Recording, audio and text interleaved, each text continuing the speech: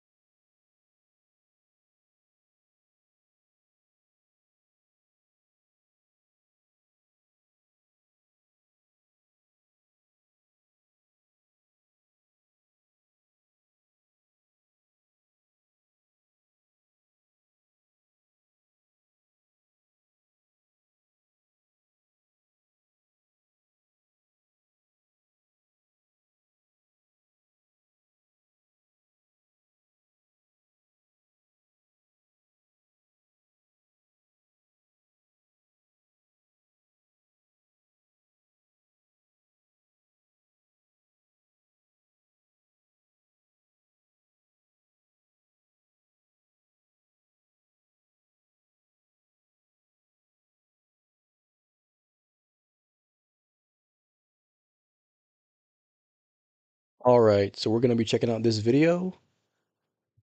It's about streamlining Monster Hunter, one of let's just say a favorite debate topic of the community. So I kind of want to see what Heavy Wings has to say about it because everybody seems to say, "Oh, this game is when the streamlining got too much," or "This game was when it got too much." So let's go ahead and jump right in because it's almost a 2 hour video, so I don't want to waste too much time.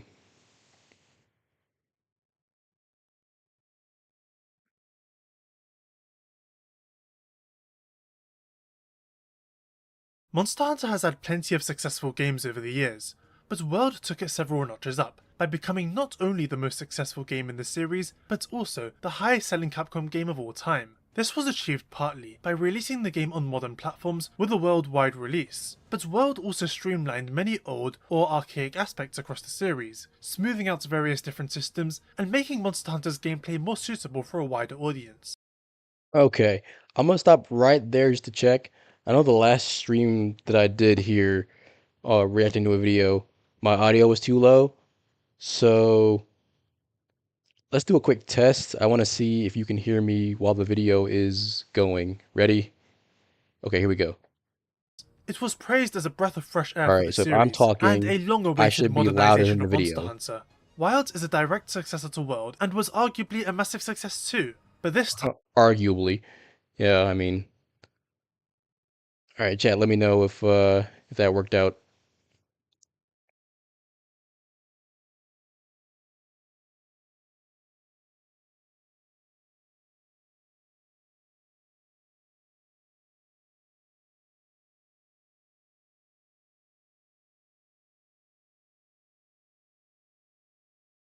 Vid lower? Okay, cool. I can do that real quick.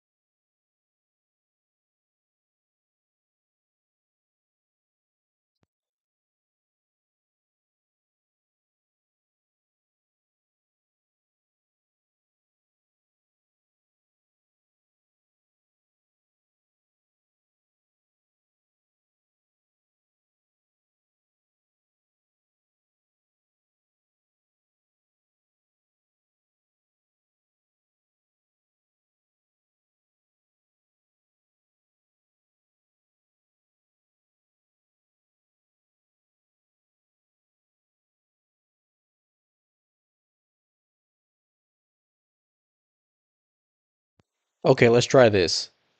So the video is starting.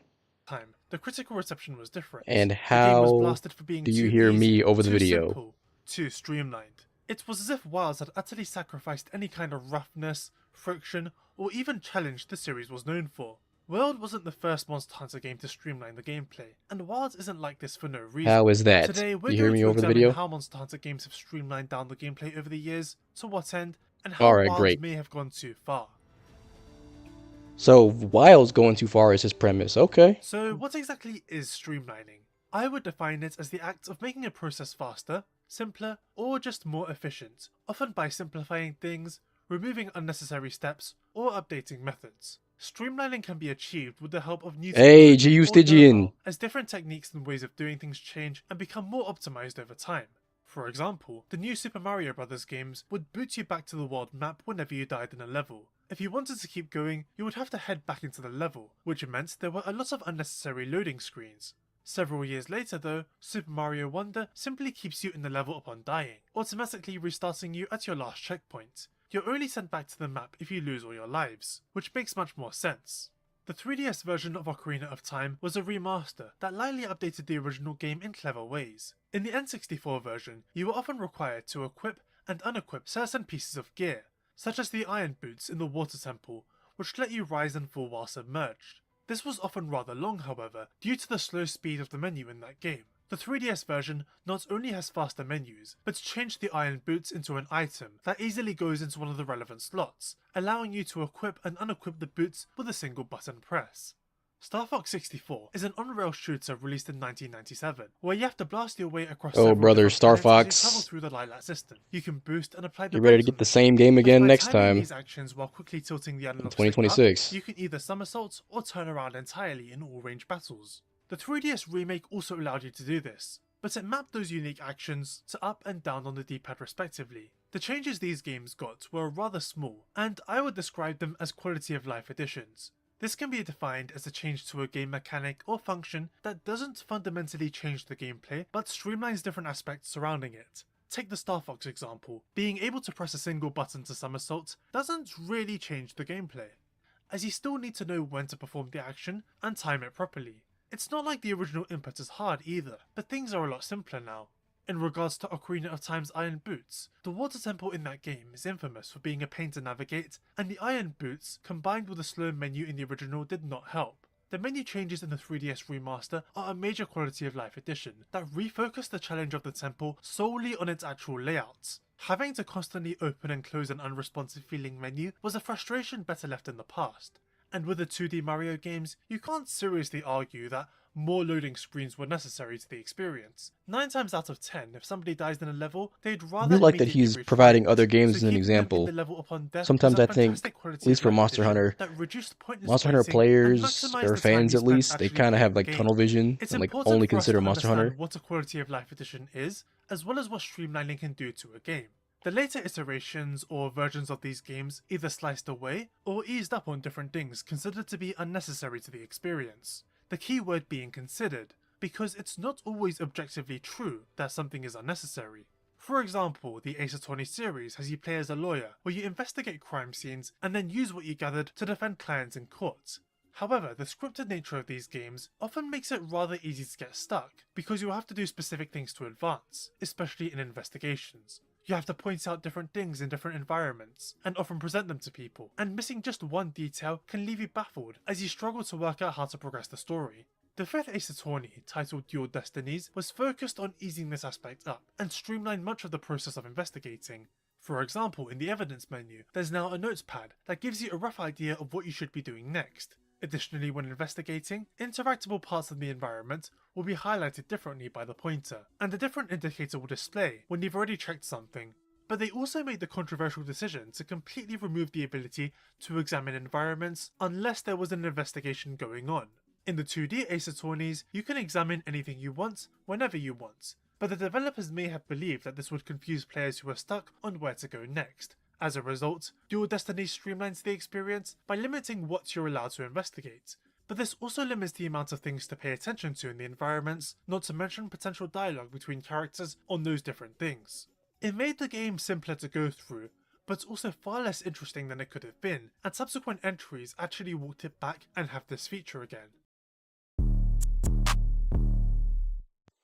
I do not have YouTube Premium, so get ready to sit through And then there are games that have little taken the bits of concept of ads. streamlining and quality of life way too far, such as the Majora's Mask remake for 3DS. Unlike Ocarina of Time, this one had a ton of changes that resulted in a drastically different experience. Majora's Mask has you attempt to save the world in only 3 days, and with the ability to control time you can either slow it down, skip ahead, or ultimately rewind to the start in order to delay the apocalypse and sort out all the problems in Termina. Time in this game is deeply important, as NPCs in this world follow a schedule, and different things are guaranteed to happen across the 3 days. You're encouraged to reset repeatedly in order to learn them all, which is important for side quests. The 3DS remake had changes, such as being able to save whenever you wanted instead of only at resets, Okay. or being able to skip ahead a precise number of hours instead of only in 6-hour chunks, which eased the amount of time you would spend waiting during time-critical side quests. Those are good changes. The others are more contested. He is setting up quite Every a bit time you of talk to an NPC, the 3DS version aggressively interrupts examples, you with a notebook on which their is good. precise That's good. schedules, timings, and locations. This feature was in the original, but far less detailed, and so the 3DS version gives you less to actively figure out while also breaking the pacing. NPCs in the main town will also approach you with unsolicited advice, which more often than not will spoil something you rather would have figured out on your own. Bosses were homogenized and have giant eye weak points that bulge out, essentially making their fights more static and boring, especially in comparison to the original where they were more freeform. Different mask transformations had their movements simplified and are now much more simple but less fun to control. I won't go into all these changes. There's quite a famous video that discusses why this remake was so controversial for people, but it is a game that demonstrates how streamlining can go too far and That why. thumbnail was Because hilarious. Majora's Mask is a game that the Zelda creators weren't entirely satisfied with, despite it being acclaimed by many. The remake was essentially them fixing what they believed to be the game's shortcomings, but what they considered to be flaws Oh with the boy, people original love when were not developers do seen the that. same way by fans of the original, and it was all streamlined down, resulting in a simpler, but less interesting and subjectively worse experience. Sometimes streamlining can help to cut back on obtuse mechanics that bring down the experience, but other times it involves reducing or simplifying things that did make the game quite special, even if the mechanics were a little rough and unpolished, or resulted in people finding difficulty in progressing. It can benefit games to have a little bit of friction in different places, something for players to push back against, as it can create a far more memorable experience. Doing away with excessive loading screens, lengthy menu navigations, and somewhat precise inputs can be seen as a net improvement to the game. Aggressively handholding players on the other hand, or outright removing other mechanics so they don't get stuck or struggle as much as they used to, can make things a lot worse. Not all streamlining changes serve the same purpose, and they can break experiences just as much as they improve them. So that's the rundown on streamlining. What does it have to do with Monster Hunter? If you're watching this video, you're at least aware of the Monster Hunter games Here we and have go. more than likely played them. The main appeal on the surface is fighting large bosses, which tend to have fairly complex movesets and large health pools, making fights last longer than in the average video game. But there's more to Monster Hunter than that. The main gameplay loop for the first 13 years had you accepting quests from the main hub and heading out into large locales that would essentially be one giant map split into several mini distinct arenas, connected by loading zones. The You'd basics. primarily do this to hunt a monster, but while exploring the locales you were also heavily encouraged to gather items, mine for ore, and even collect bugs, which Oh were yeah, all you aren't arguably as supposed to do this important. anymore. Both hunting and gathering will grant you materials to This forge bores armor and people, craft items apparently. that will help you not only hunt better, but push back against several harsh mechanics of Monster Hunter. Monsters have dangerous abilities. They can cause tremors in the ground, roar to stun you in place, People they hate can that. poison People or hate that. paralyze, People freeze hate and set that. on fire. They can totally resist your attacks, People and hate often that have too. unique strategies that simple Yep. combat skill on your part couldn't thwart. That's not to mention harsh Oh my temperatures of goodness. the deserts, mountains, tundras and I'm volcanoes. staggered. I'm But the gear stunned. you I forged can't and the mash my items you crafted combos. help to negate at least some of those factors, allowing you to push back on those harsh mechanics and have an easier time overcoming the monsters. So I would say that the core appeal of the Monster Hunter games came not just from hunting the bosses, but also doing the necessary legwork to negate as many opposing factors as possible that would normally get in your way, That's resulting in true. them being reduced and the hunts becoming easier. As I said, if you're watching this video then you're more than likely aware of all this, but it bears repeating because while beloved, this gameplay structure was arguably hindered by tons of odd gameplay choices. For a long time the Monster Hunter series had a reputation for being clunky and somewhat rough to play, backwards in a lot of areas, and this stayed consistent for 13 years. Recently, I've been playing Monster Hunter Freedom, which is a handheld-defined version of the first Monster Hunter game for the PSP. It's an interesting time. The segmented areas are rather annoying to travel through, as the loading screens will momentarily take you out of things, making traversal a stuttery time.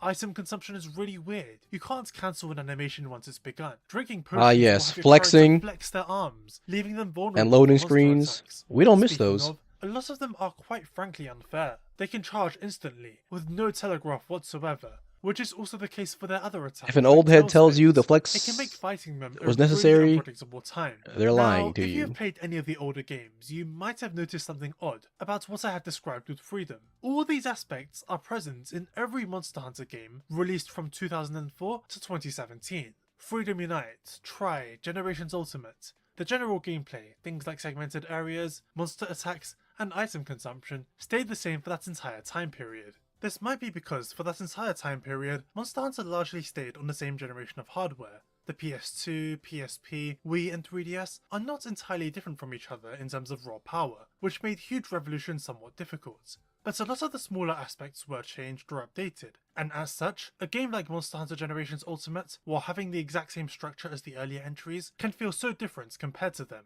Being one of the earliest games in the series, Freedom lacks a lot of the streamlined changes of the later games, and therefore makes for a great baseline to explore how Monster Hunter subtly streamlined the gameplay in minor ways over the years. In Freedom, gathering, mining or carving spots are not indicated at all. This was changed in Try. For a long time, you had to press the gather button for each individual item, but GU finally allowed you to hold it down. Camera controls in Freedom are rather limited too. You can move it left or right, but Right, that was a vertical good movement change. only allows for fixed angles, which can feel It doesn't hurt awkward. anybody. There was also no lock-on, as seen with many other 3D action games, which made keeping the camera trained on the monsters quite hard. 3 Ultimate added a feature that allowed the camera to snap to a monster with a single button press. It wasn't a total lock-on, but it did really help, and the next entry, Monster Hunter 4, allowed for free vertical and horizontal movements. Generations Ultimate upgraded that to a full 360-degree camera. When going out on a quest in Freedom, you have to be conscious of what you place in your inventory before departing.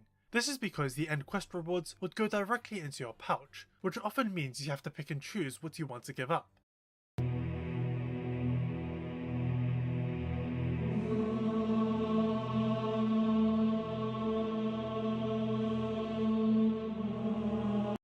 But Freedom Unite allowed you to send them straight back to your box at home. Speaking of the item box, there's not much space in Freedom, and several items only stack up to 10. There is a very small and hard limit on what you're allowed to keep, forcing you to spend your resources frequently to create space. Later games let items stack up to 99 and allowed for more box pages, which allowed you to keep far more items. Monster Hunter Freedom has a farm that allows you to manually gather items while in the village, which wasn't actually in Monster Hunter for the PS2, but later games like 4 and Generations heavily streamlined this feature, resulting in it eventually becoming just a menu that you collect items from. When taking a hit in these games, you're invincible while on the ground. You were not allowed to decide when to get up. It would happen automatically, which often put you in more danger. Starting with 4 Ultimate though, you could delay your get up, which added a bit of strategy to the whole thing. Getting up later could either ensure your safety, or put you in an even worse position, depending on how you played your cards. I could discuss even more changes. I want to pause right there for that. I'm not going to pause that often because the video is pretty long, but I just want to say I've heard people complain, or not a complain, but try to make an argument about 4U, saying that, oh man, 4U added the delayed get up. Yeah, delayed get up can both help and hurt you, and not in the wire bug way, because you don't teleport to a whole new part of the map whenever you use wirefall. No. If you don't get up early, the monster can come in and hit you because they stay close by. But if you get up later, the monster could come back and hit you because they're in a similar spot. So no, it doesn't make things way easier. It just gives you a little bit of choice in how you deal with it. If I wish to, but overall, they made the later games a lot simpler, less obtuse, and more forgiving in a lot of aspects, which made them smoother to play and easier for people to get into. The interesting thing about a lot of these changes is that because the raw power of the consoles roughly stayed the same, a lot of the changes we discussed weren't done because of technology advancements, but rather the developers deciding to streamline the game on their own. Monster Hunter Freedom could have had more item box space, faster gathering, or a proper 360-degree camera if they had decided to at the time, but those changes instead came later. That's not to say nothing came from new technology though. The third generation brought about enhanced visuals and animations. The fourth generation overhauled player movement and map design, and both of these upgrades helped to modernize the game feel. Some of the streamlining has been controversial. Like with Majora's Mask, a lot of Monster Hunter fans do love the extreme roughness of the older games. In fact, while this tends to be understated nowadays, Monster Hunter even before World was a very successful and popular series. These games were not by any means hated or infamous, in fact quite the opposite. The so-called clunkiness was merely something else to overcome in the pursuit of taking these monsters down, and often added to the challenge. For example, the infamous potion flex. Sure, it could leave you in harm's way because of how long it was, but that simply meant you had to look for the right opportunities to heal, such You as had to by think. recognizing when a monster Exactly. was about to perform a lengthy attack. Even though a lot of people disliked the flex, many others saw the value in it as the legitimate balancing device that prevented healing from being an easy, free action. So when other difficult aspects were sanded away, it did occasionally cause controversy. The farm getting reduced to a mere menu in later games, for example. Something was Old kind gen of was lost just there. as easy. Having to go to a physical location and gather It the definitely items wasn't. yourself, It upgrade had the things place in and watch it place grow. to This is make a that very not the different case. experience to just pressing buttons with an NPC. Sure, it's now way faster and you can collect so much more items, but at what cost? On the other hand, some controversies were totally asinine. The addition of the target camera in 3 Ultimate was decried by some who believed it would make the game easier. And technically it did, there's no denying it. Having a button that quickly centers the camera on a monster saves you the trouble of having to manually move it yourself. That does remove some of the challenge. However, just like with the iron boots and the faster menu in Ocarina of Time 3D, I would argue that this edition did not really compromise the actual core challenge of the games. Yes. It focused on taking down the monster, not wrestling with shoddy camera controls just to look at them. Like in Ocarina 3D, this edition helped focus the challenge on what actually matters, and this is true of the many other minor incremental changes made to these games over time. But as Monster Hunter's core audience grew, and the series moved to stronger hardware, things began to change. Right, The you're not messing streamlining with took on mechanics. an additional purpose beyond merely You're messing simplifying with the just, games. regular controls. And not the way the game is supposed to control. Series producer Ryozo Tsujimoto bluntly said that by that point, Monster Hunter had not been an enormous success in the West yet, and that increasing their reach over there would be a challenge. Monster Hunter for years had a majority Japanese audience, despite Capcom releasing the majority of games worldwide. The goal wasn't for the audience to be mostly centralized in that one nation, it just kind of happened. There was something about the Monster Hunter games that really appealed to Japan, but not overseas, which meant that it wasn't totally clear what kind of changes would be needed in order to target the West, while also taking care to not fundamentally compromise what Monster Hunter was. One of the key ingredients in appealing to a worldwide audience is localization, which is the process of trying to make a product or service more suitable for a different region. For video games, this usually involves translating character dialogue in a way that makes sense and is entertaining for overseas audiences, which is often easier said than done, considering all the cultural differences they have to account for.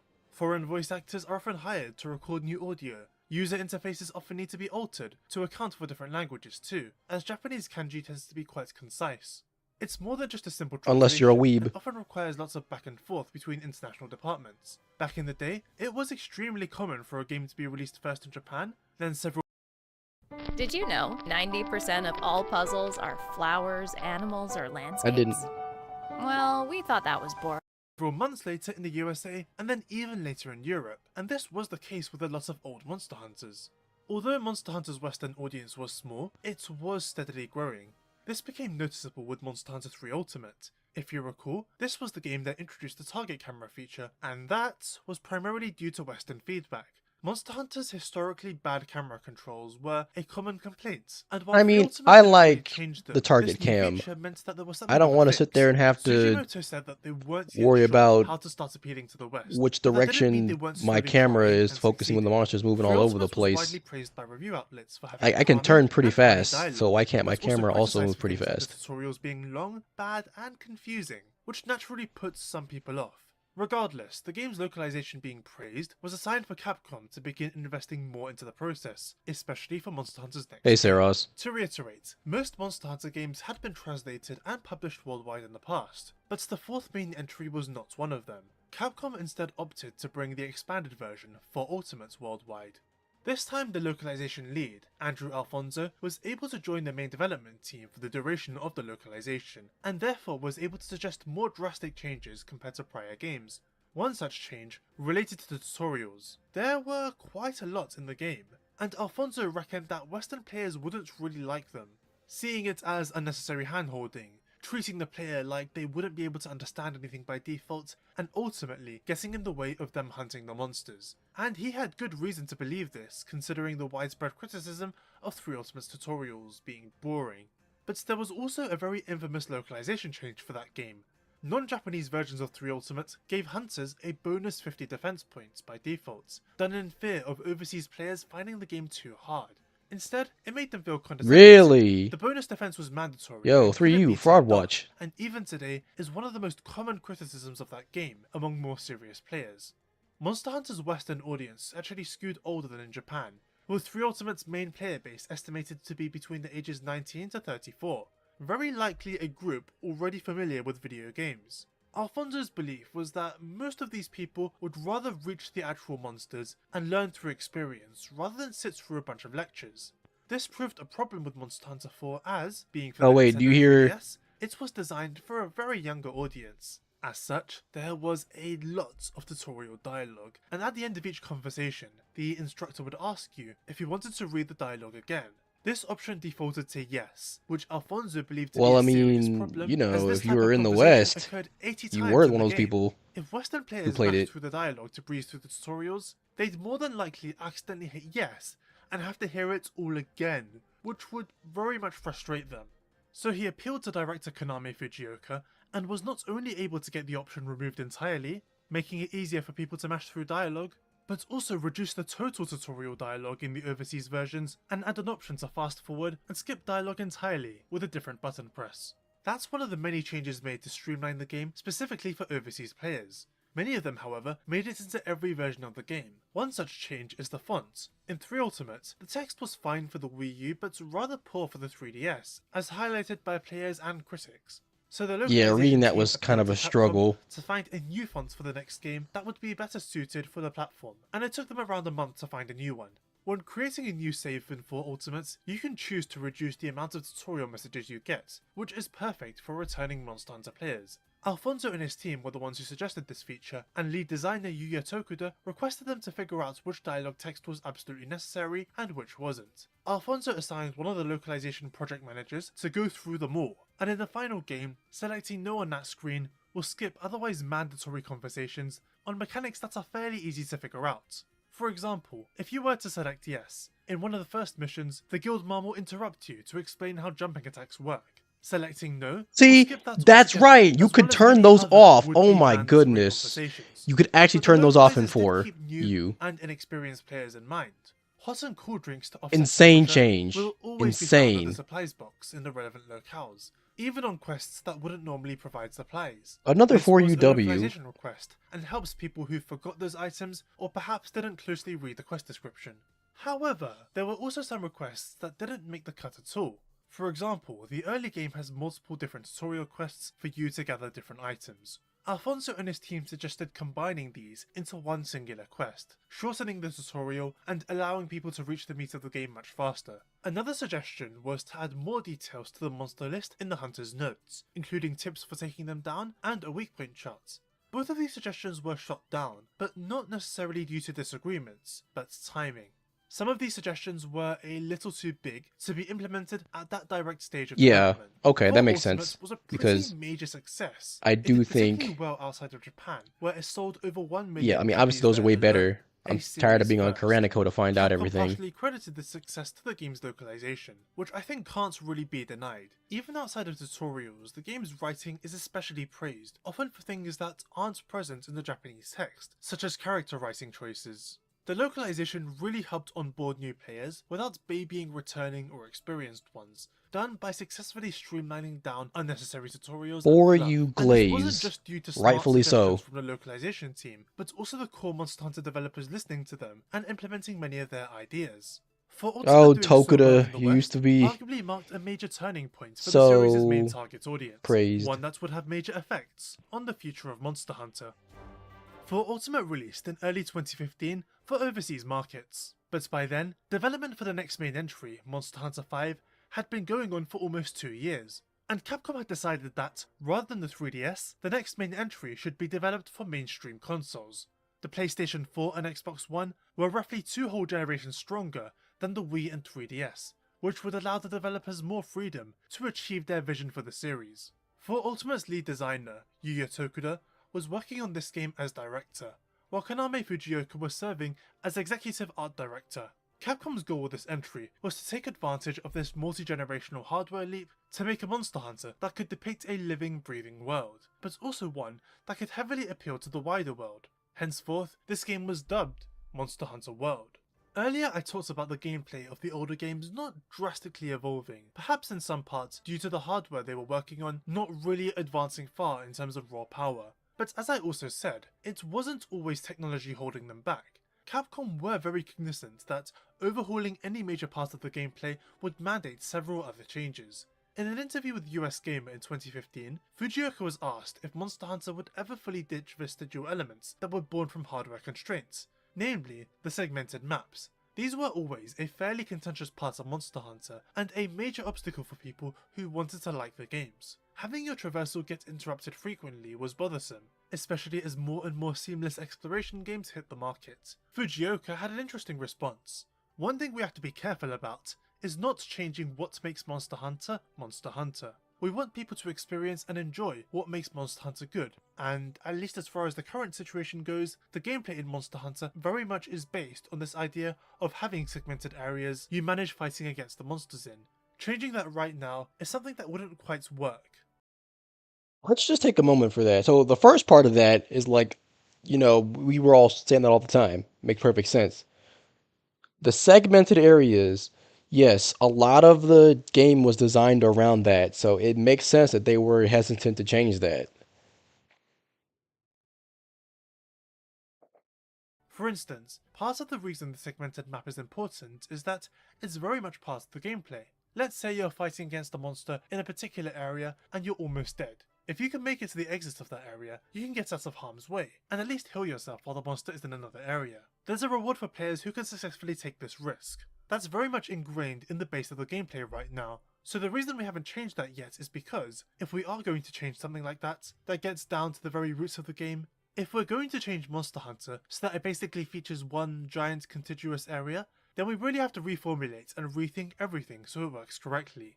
The Monster Hunter developers had obviously thought about this in the past quite thoroughly. There Okay, were risks such as ditching highly so important aspects of the series if you're purely getting for rid the of sake things of like modernization, flex that and slow so you care had to be down taken with these decisions as to and not making the ruin the hunter more entire game. mobile, With Monster then Hunter World being a makes sense. multi-generational leap, there was now a major opportunity to finally overhaul many long-time conventions of the series. As such, this game did the most amount of streamlining of any Monster Hunter game ever, in addition to many other changes that had never been made before. I think it would be prudent to differentiate the types of changes these games have gotten. I've chosen to split them into two. The first is a quality of life change, aka QOL.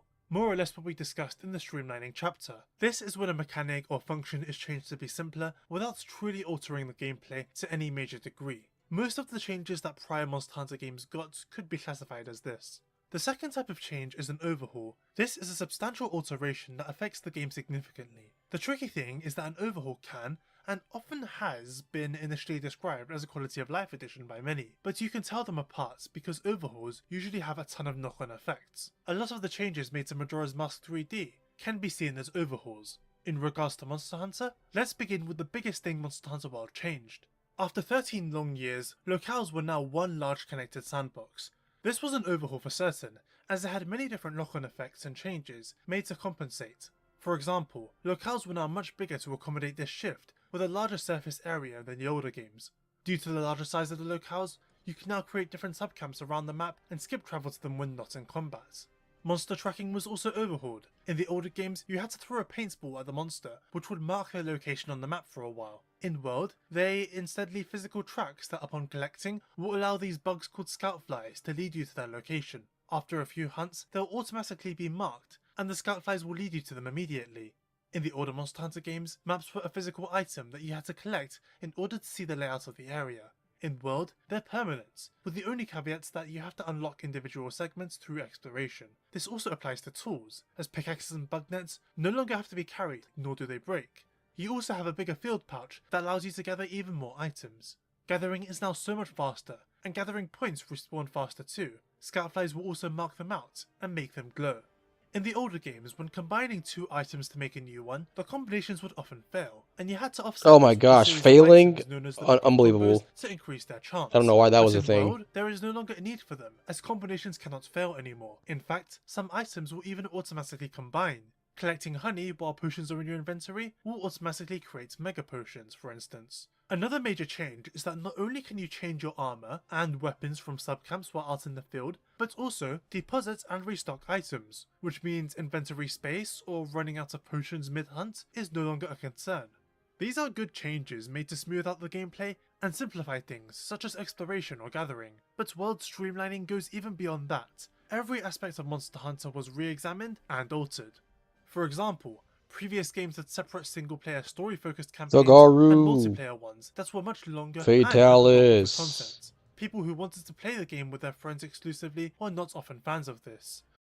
It takes 90 seconds for this Oh my NASA-engineered God. AC cool down your room. It's smaller than a They toaster, don't care about cools air any room in 90 conditioning. seconds, and uses just a fraction of the energy of a regular. As the single-player campaign It's Regios. often Oh, engaged man. physical unlockables, and if they were going to play You were Monster going Hunter, so good. they would much rather be with their friends. World combined these two campaigns into one, allowing the entire story to be experienced with others. The game was also designed so that quests could be joined even after they had begun, which wasn't the case in the older games. These overhauls mandated another change. In the older games, monster health was fixed for hub quests, with the intention that multiple people would undertake them. This would be a bit of a problem if you were on your own, however, as it meant hunts would take way longer than you wish they would. In World, monster health will scale depending on the amount of players on a quest. It will be a set number if there's one player, and then increase if there's 2 or 4. In addition to all this, when out on a quest, you can send out an SOS flare, which will basically convert a single player quest into a multiplayer one. This creates a temporary hunting party, which disbands immediately afterwards, drastically streamlining Monster Hunter's multiplayer experience. The story itself was also more streamlined. The older games had a system where each quest rank had a set of key quests you had to complete in order to unlock a special urgent quest. Key quests could be shared among players, but only the host could complete an urgent, which required a hunting party to repeat the urgent 4 times to raise everyone's rank. World's quest structure was designed so that instead there was a single highlighted story mission that would unlock the next, which streamlined and condensed the process of going through the game. And if you needed to do the quest and had joined somebody else's, it would count as complete for you, eliminating the need to repeat it. And then of course there's combat streamlining. Remember the flex? It's gone now, and pretty much all item usage or consumption can be cancelled at will. Potion drinking, steak gobbling, weapon sharpening. In fact, you can now walk or run while consuming many items, which makes healing much easier. There's also a neat little radial menu to easily access items, instead Which of endlessly means if you scrolling get through the caught traditional menu. while this during the heat of happening, it's combat, way more you your can simply fault. flick the right analog stick in a certain direction and immediately use an item. After performing an attack in the older games, you could roll forwards, left or right. This means that if you committed to an action, there would be no easy way to back out of it. But World lets you dodge backwards. It's much slower and delayed, but it does help you back out of the way of enemy attacks. Even the weapons receive tons of options to make them more versatile. Greatsword received a tackle to power through enemy attacks, making it less reliant on dodging and somewhat offsetting its slow walking speed as a critical weakness. Longsword got a built-in parry. Charged Blade has a sliding attack for better mobility. There were other differences too, such as the Dual Blades Demon mode having the hunter wield the blades in a reverse grip and running much faster. Or better yet, the bows and bow guns having modernized controls and thus playing much more like contemporary shooters. The user interface was also streamlined. Health and stamina bars will now appear smaller when out of combat in order to clean things up. World was the first game to accurately display weapon sharpness degradation, helpful for knowing how much you have left before you need to bring out a Very cool backstep. change, Damage love that. numbers on weapons were also added, allowing you to easily see how strong your attacks were. In the past, this was represented by large and small cartoonish blood splatters, but World's method was much more precise. Optional too, since you were able to turn them off. Another quality of life change is that there's now optional weapon guides that can be displayed on the top right of the screen. They update in real time depending on what combo you're pulling off, and really help you understand what your weapon can actually do. The hunting horn even has a song display, a massive help for those who struggled with song memorization.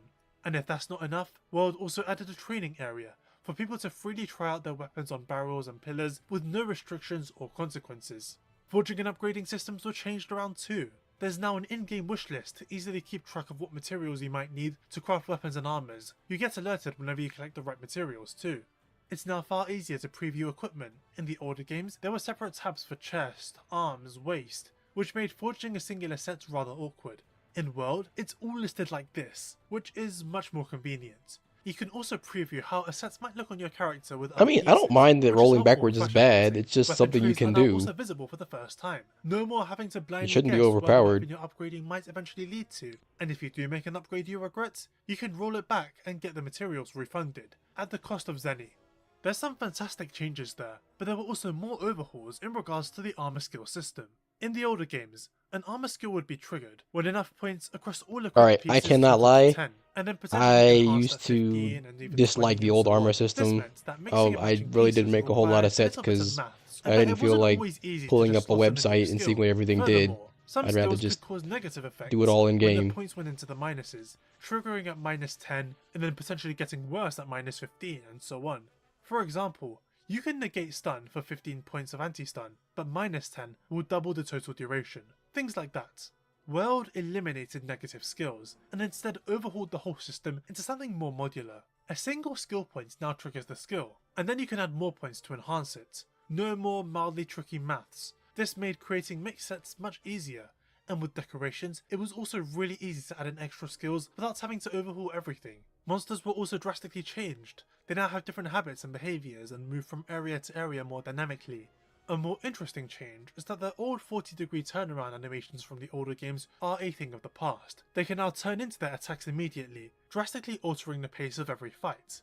They can also stay aggroed on you, even if you leave the area, due to a loading screen no longer dividing you. However, previously instant attacks were now way more telegraphed. Insta-charges were a thing of the past, and even that old infamous tailspin now had the monster visibly get ready to perform the attack. It made monsters much more fair. Finally, the Hunter's notes were totally revamped, in a way that's just like what was suggested during Full Ultimate's localization. In World, they list weak points, elemental weaknesses and drop rates. They're much more detailed with these handy little charts, helping people learn more about the monsters, and ultimately, getting better at Monster Hunter.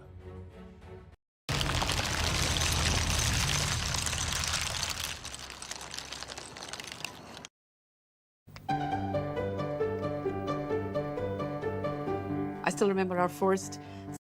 Monster Hunter World is more or less a series reboot in all but name, a total gameplay revolution that also provides a fresh starting point for new players. Rathalos was even featured on the overseas box art because of his icon status, a move made to appeal to those unfamiliar with the series, and World very much succeeded at this. Tsujimoto, Fujioka and Tokuda's bet paid off massively. It quickly became the fastest selling Monster Hunter game, shipping 5 million in its first month. By comparison, For Ultimate sold 4 million across its entire lifetime. World then went on to become the most successful Capcom game of all time, with over 25 million copies sold across PlayStation, Xbox and Steam.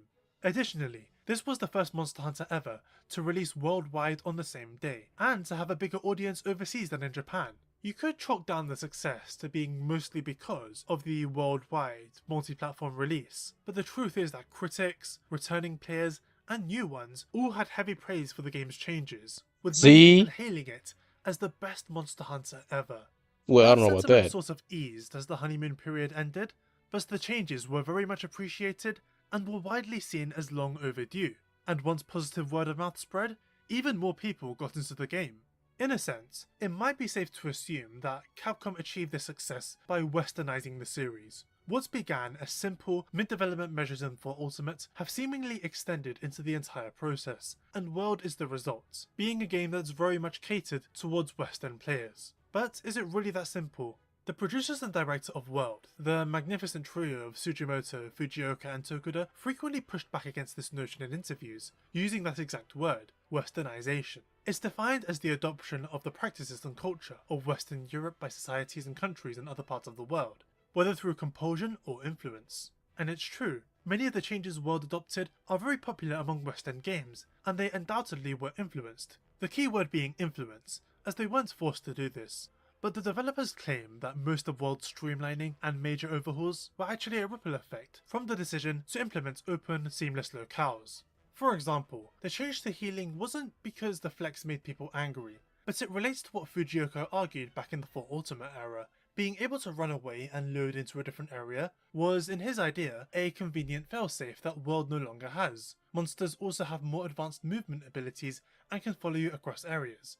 As such, being able to move while healing balances that out, and this action does have its own caveats. It's balanced by the healing itself being gradual. Once you've started the action, So they say it's motion not gets used dumbing up down. too, Okay. meaning you can waste the heal entirely if you're interrupted. That's The goal you of definitely this game can. initially was to fulfill director Tokuda's long-term vision of creating a living, breathing world within Monster Hunter. However, two things happened that resulted in further overhauls. First of all, the way World was shaping up, they realised it would definitely have a really broad appeal. A big, exciting, detailed world, tough bosses and great visuals are all things that modern gamers go crazy for.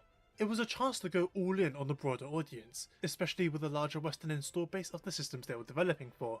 But during this time, For Ultimate sold really well in the West, the highest of any Monster Hunter game so far. In other words, it proved that this was a growth market. It showed that gamers of the West were more than willing to get into and enjoy Monster Hunter if they experienced a game that was at least mildly catered to their tastes. Westernizing Monster Hunter was never truly their goal. They were more or less redesigning the entire gameplay to account for the seamless maps, and taking the time to reevaluate every single aspect of the games, deciding what to add, keep or get rid of, but only within the context of what would make Monster Hunter World work. And herein lies the interesting part. Historically, many of the good streamlining additions they made in prior games were made to cater to the Western audience. The target camera, For Ultimate's reduced tutorials, even the suggested expanded Hunter notes made it into World later on. By streamlining so much of Monster Hunter for this game, they arguably did westernize it, for better or worse, but not without care. Ryozo Tsujimoto and co were aware that historically, Monster Hunter games had this perception of being absolutely fantastic games once you gave them a real shot and got to grips with them. It implied a very steep and Very unpleasant true. learning curve. It's like being recommended to watch a TV show that only gets good in the later seasons. Sure, you know it will become good later on, but do you really want to sit through the early pains? This applied to Monster Hunter to an extent, and so if Capcom were going to appeal to a broader audience this time, their job would be not to necessarily flatten the learning curve, but to streamline the entire process so it would be more enjoyable while retaining Monster Hunter's core identity. For example, a somewhat minor but persistent complaint of the older games was that monsters didn't have health bars, similar to traditional video game bosses, and playtesters wanted them added to World. Tons of video games tell you how much health their bosses have left, why can't Monster Hunter just be normal? But Tsujimoto and co knew that it would make them feel less like natural creatures and would thus go against what Monster Hunter Oh, games so they are. care about being So they natural didn't budge on creatures this, back then, at but least. damage numbers on weapons were implemented as a compromise. Out of all the changes, Scout's fly tracking is, from what I've seen, the only major overhaul that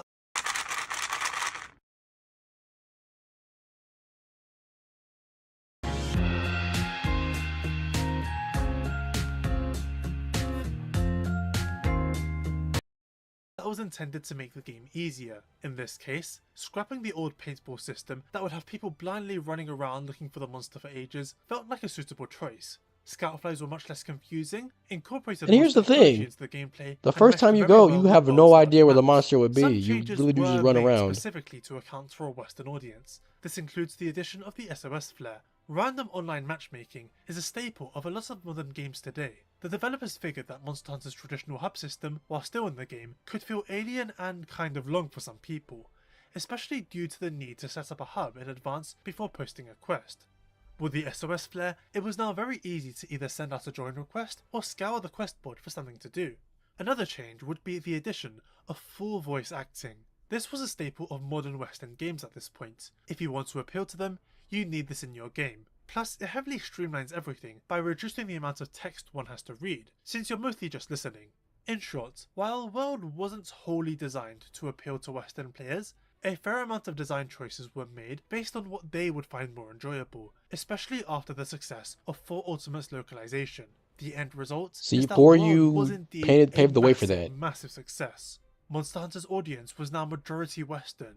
It was also far, far bigger than before. Capcom now had a massive audience on their hands, which can be both a blessing and a curse.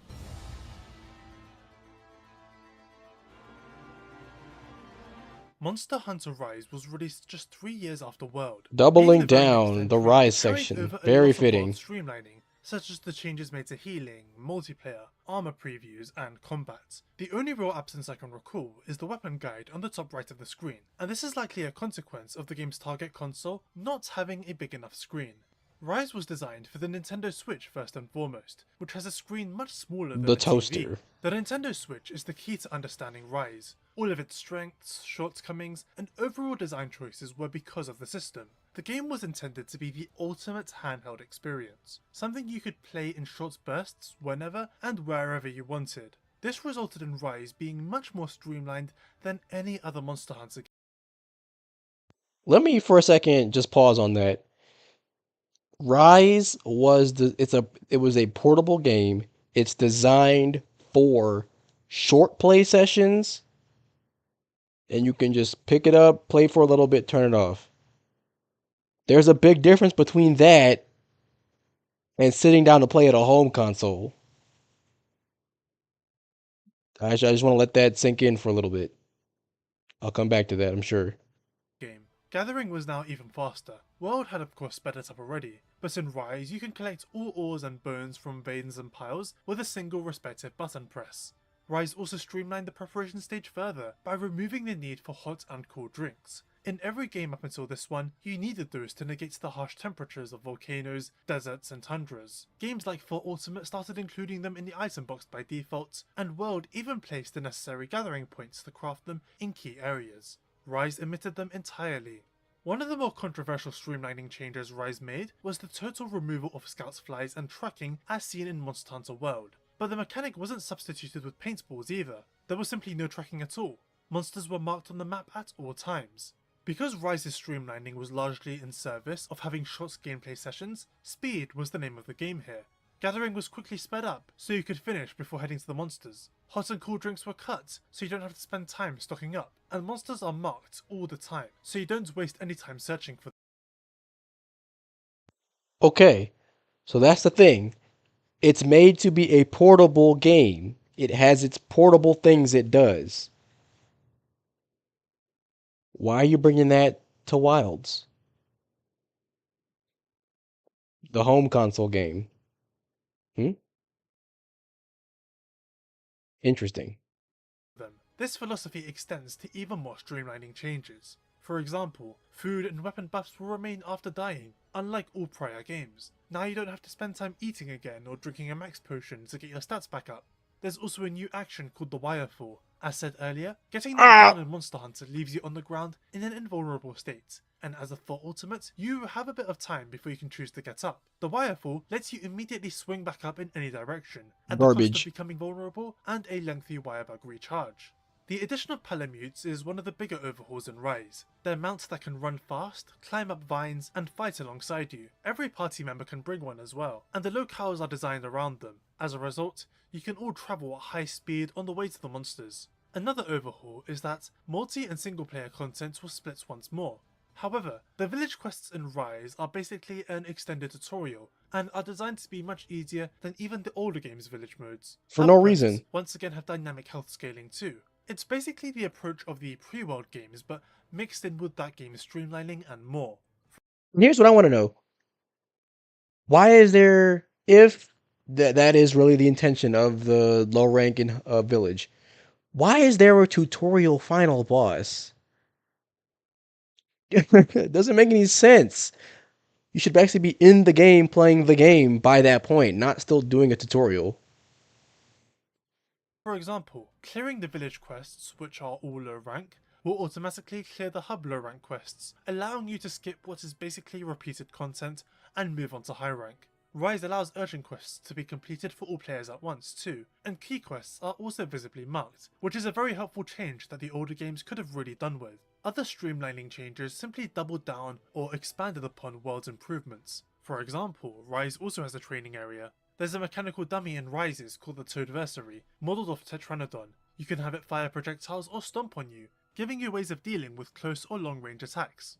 The sprint's healing in World was balanced by the healing being gradual. Rise buffed it slightly, by having half the heal applied immediately. Rise expanded the hunter true. modes even further. Secret buff. Surprisingly, this game just lists the precise hit zones for each monster part, in addition to the precise drop rate percentages. Rise's menus were faster and snappier than World's too. Finally, Rise's biggest overhaul, which is more or less the elephant in the room. Okay, again, yes, the menus being faster and snappier. Why was that? It didn't just happen for no reason. It's because it's on a Switch. You pick it up, you play it for 5 minutes, you put it down. Why is that all of a sudden bad for home consoles and PCs? Movement. The hunters are equipped with wire bugs, which are tools that let you grapple hook mid-air. Almost every single wall or cliff in the locales can be climbed too. This cleverly doubles down on world removing loading screens, because the ability to climb any mountain makes the locales more open than ever, and thanks to the great wire bugs, return of subcamps, and of course the palamutes, getting around is pretty damn fast. I would hesitate to call the wire bugs an overhaul, because I think everyone saw them as a major gameplay mechanic instead, and while they were praised and gave the game an extremely unique feel, some didn't really like them. Oh, in fact, Rise's who's some? streamlining Me? at the time was quite controversial. Much of the choices surrounding Oh, don't give me an ad when it's getting good. Come on now. Where to next? When you make complexities your specialties and keep compassion at your the speeding up of the gameplay, such as the wirefall, were believed to have made the whole thing too simple and much easier than its predecessors. Yes. World streamlining did generate a fair amount of discourse too, but the massive influx of new players sort of drowned it out. But many of those new players moved on to Rise, and were now uneasy with the additional levels of streamlining. To this day, I believe the most contested change was the total removal of tracking, which infamously led to some people dubbing Rise Monster Fighter. Yes, This sir. stemmed from the feeling that Rise had become hyper-optimized around reaching the monster and fighting them to the death as quickly as possible. Oh, go, With go. everything else such as gathering or general preparation stripped away or streamlined down. Those aspects were sometimes derided or seen as long, but there was value in them. I said that Rise is best understood with the context that it's fundamentally a Nintendo Switch game at its core. That's even right. Though it's on every platform now. It was built for that system. And what I meant by this is that Capcom did succeed at making a Monster Hunter game hyper-optimized for short bursts. If you pick up a Nintendo Switch, booting up the game and getting in a quick, satisfying hunt in under 15 minutes does work quite well. It came at the cost of a lot of the roughness of the series that people liked, but it achieved what it set out to do. And I believe this is something more people eventually realised and accepted over time. Again, Rise's streamlining was all in service of this goal, but not initially. The interesting thing about Rise is that it's structured like old gen Monster Hunter, but plays like new gen. This can be seen with the story and quest structure in particular. World's onboarding and difficulty curve were— Wait a minute. I thought the Rise players say it plays like old gen, not new gen. What is this? both meticulously crafted for both new players to learn the game and for experienced players to have a great time. With Rise, however, the progression is very much similar to a game like Portable Third or Generations, where it's just a list of quests after a list of quests. This is a consequence of the first 2 years of development. Rise initially was designed to be more like the 3DS or PSP entries in terms of visuals, but also gameplay, as it was going to retain the segmented areas of old gen. In 2018, however, Monster Hunter World happened, and its enormous success and critical acclaim made the Rise developers switch gears to try and adopt some of World's major selling points, such as the seamless locales and high quality visuals, and this also resulted in them adopting many of the quality of life additions and overhauls too. It was easier said than done, but they did achieve it. But this speaks to something interesting, in that they felt that not including World's various streamlining changes would be seen as a major step back, thus limiting the game's appeal. And to be honest, the mid-development pivot was justified. When Rise was announced, there was much jubilation at the confirmation of no segmented areas. Rise also sold really well, and as of this video, is the #2 best-selling Monster Hunter game and Capcom game of all time. From Second this, best. you can draw the Well, conclusion that once a in new mechanic gen. is streamlined, it is very hard to unstreamline it, specifically if it's seen as an objective improvement. If the developers had stayed the course and released this 3DS style game in 2021, it likely would have been seen as a major step back for the series. Well, Changing yes, gears Sarah, to but make am the I game more wire like bugging World, in Portable like it or Third? I not, don't think was so. the correct decision. As for the more controversial changes, they were mostly begrudgingly accepted because many people saw Rise as some weird offshoot side project. Oh, yes. World was Monster Hunter, Rise was Monster Fighter, There we and not go. the proper, true successor to the game they all cared about. Their successor would be Monster Hunter Wilds. And why do you think I reacted the way that I did? As much as I didn't like Rise, I was like, okay, they did this offshoot thing. Time to get back to business. In 2023, just 10 years after Ryozo Tsujimoto had been pondering how to get games like 3 Ultimate to a wider audience, they had finally done it with World and proven it wasn't a fluke with Rise. And later that year, Monster Hunter Wilds was announced to be releasing in 2025, directed once more by Yuya Tokuda, with Konami Fujioka as art director, and with many of the same core staff once more. This was Monster Hunter 6, the long-awaited sequel to World. Interestingly, Ryozo Tsujimoto said in an interview that there was zero pressure from the success of Monster Hunter World when developing Wilds, and that they take each game as it comes. Wilds was primarily developed for the PS5. On paper, it was not as big of a gameplay revolution as World was, but it does overhaul some fairly major sacred cows, and in many ways it feels like several World concepts were doubled down on and perhaps even truly realised on the stronger hardware. The biggest overhaul of Wilds is that villages, bases, and the hunting locale itself are now in the same loading space. You can now walk between them with no loading screens, and once again, this has led to some major effects. The first is a new That may have quest been a type lie. known as a field survey. If you start engaging with They a definitely made monster some changes while for roaming the locales, player a quest base. will begin automatically, and when the monster is beaten, you can skip the end quest timer, reward screen, and simply continue existing in the world. This is a major overhaul that completely streamlines the entire gameplay loop of Monster Hunter. This 20-year-long loop of accepting a quest, loading out to fight a monster, and then being sent back doesn't happen with this type of quest. It's been totally streamlined. It's safe to say that Wilds wants you to just be able to exist in the locales without forcibly being sent back to base after every hunt. In Wilds, meals now last a set amount of time and do not reset upon a quest completion, meaning a single meal can last you multiple monster hunts. In fact, you can now eat meals out and about whenever you want, even in the middle of a battle at your own risk. Excess gathered items go directly to your tent, so you can stay out and gather for longer. You can also change the time of day and weather whenever you want. Finally, the quest handler always accompanies you, so you can accept a traditional quest no matter where you are. Wilds has much bigger But he does maps than that. World, and so more streamlining changes were made in order to account for this. First of all, there's a new mount introduced for this game, the Sacred. This thing Boo. is multiple streamlining decisions in one. While it can't fight, it's far more capable than the Palamute. It can automatically take you to points on the map without the need to travel yourself, and this includes monsters. It holds a second weapon that you can swap out at will, eliminating the Worthless need to go addition. back to camp and change one out, although you can still do that. Even Rise's wirefall mechanic is incorporated somewhat, as the Sacred can Of course pick you it up when is. you're downed. You can also collect quest supplies from it. The Sacred is pretty damn versatile, and the game expects you to be on it whenever you're travelling. As such, the Hook Slinger was added, which is a grappling hook that lets you snag most gathering items from medium range, except for bones and ores. It means you don't have to dismount the Sacred to pick most items up. This includes endemic life such as Vigor, Chill, and Heat Mantle bugs, which can heal, cool, or heat you up. Yes, the temperature mechanic absent in Rise is now back, with the drinks, but if you gather those two mantle bugs, you might not end up needing them. And now for something really interesting. Scout flies are back. The trails are thinner, and they still lead you to the monster, even though the Sacred can take you there on its own. But there's no need to collect tracks this time. All monsters are displayed on the map at all times, just like in Rise. Once more, there's combat streamlining, with some fun and very curious quality of life additions. Whenever a dangerous attack is coming, the health bar will go ballistic, kind of like a vitals monitor. It can be turned off if one finds it too distracting though. Buffs, Oh yeah, for statuses, sure. and debuffs have timers on them now, and you can see how long they'll last. This also applies to elemental blights, poison, or stun.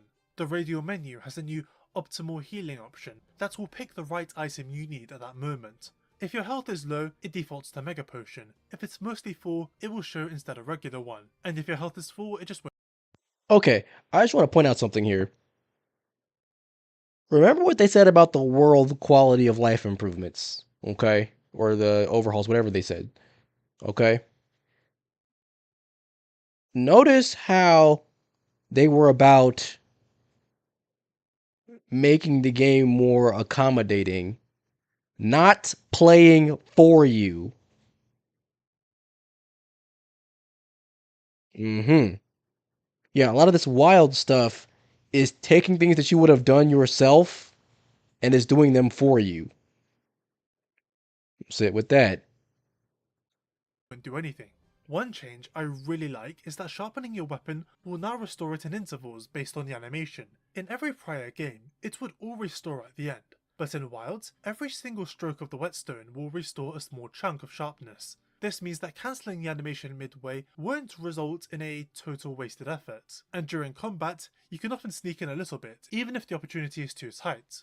Some heavy weapons now have built-in parries and some attacks that can knock back a monster's physical attack. Others have some really strong additions, such as the dual swords or bow, having perfect dodge mechanics. Then there's the more radical overhaul, Focus Mode. You can now manually aim every single weapon like it's a gun. This can be done mid-animation too, allowing for some wild pivots. The Clutch Claw from Iceborne has been streamlined into Wilds. This was a tool that allowed you to latch onto monsters and soften their parts, which would make them take more damage for a while. But in Wilds, the claw itself is absent. By attacking the same parts repeatedly, it creates a wound, causing the parts to take more damage like it would through the Clutch Claw. Deal enough damage and it bursts, often flinching the monster and granting you a material. The main campaign of Wilds is also extremely streamlined, with the entire low rank narrative being one major quest after the other in a rapid succession. The game is structured in such a way where it doesn't really want you to do much else until the final boss, where upon beating him Exactly. high rank, which sort of opens sucks. the game up. Lastly, there's a few miscellaneous changes. To use layered armor in GU, you had to craft an additional set and infuse it with another set of armor, which was rather complicated.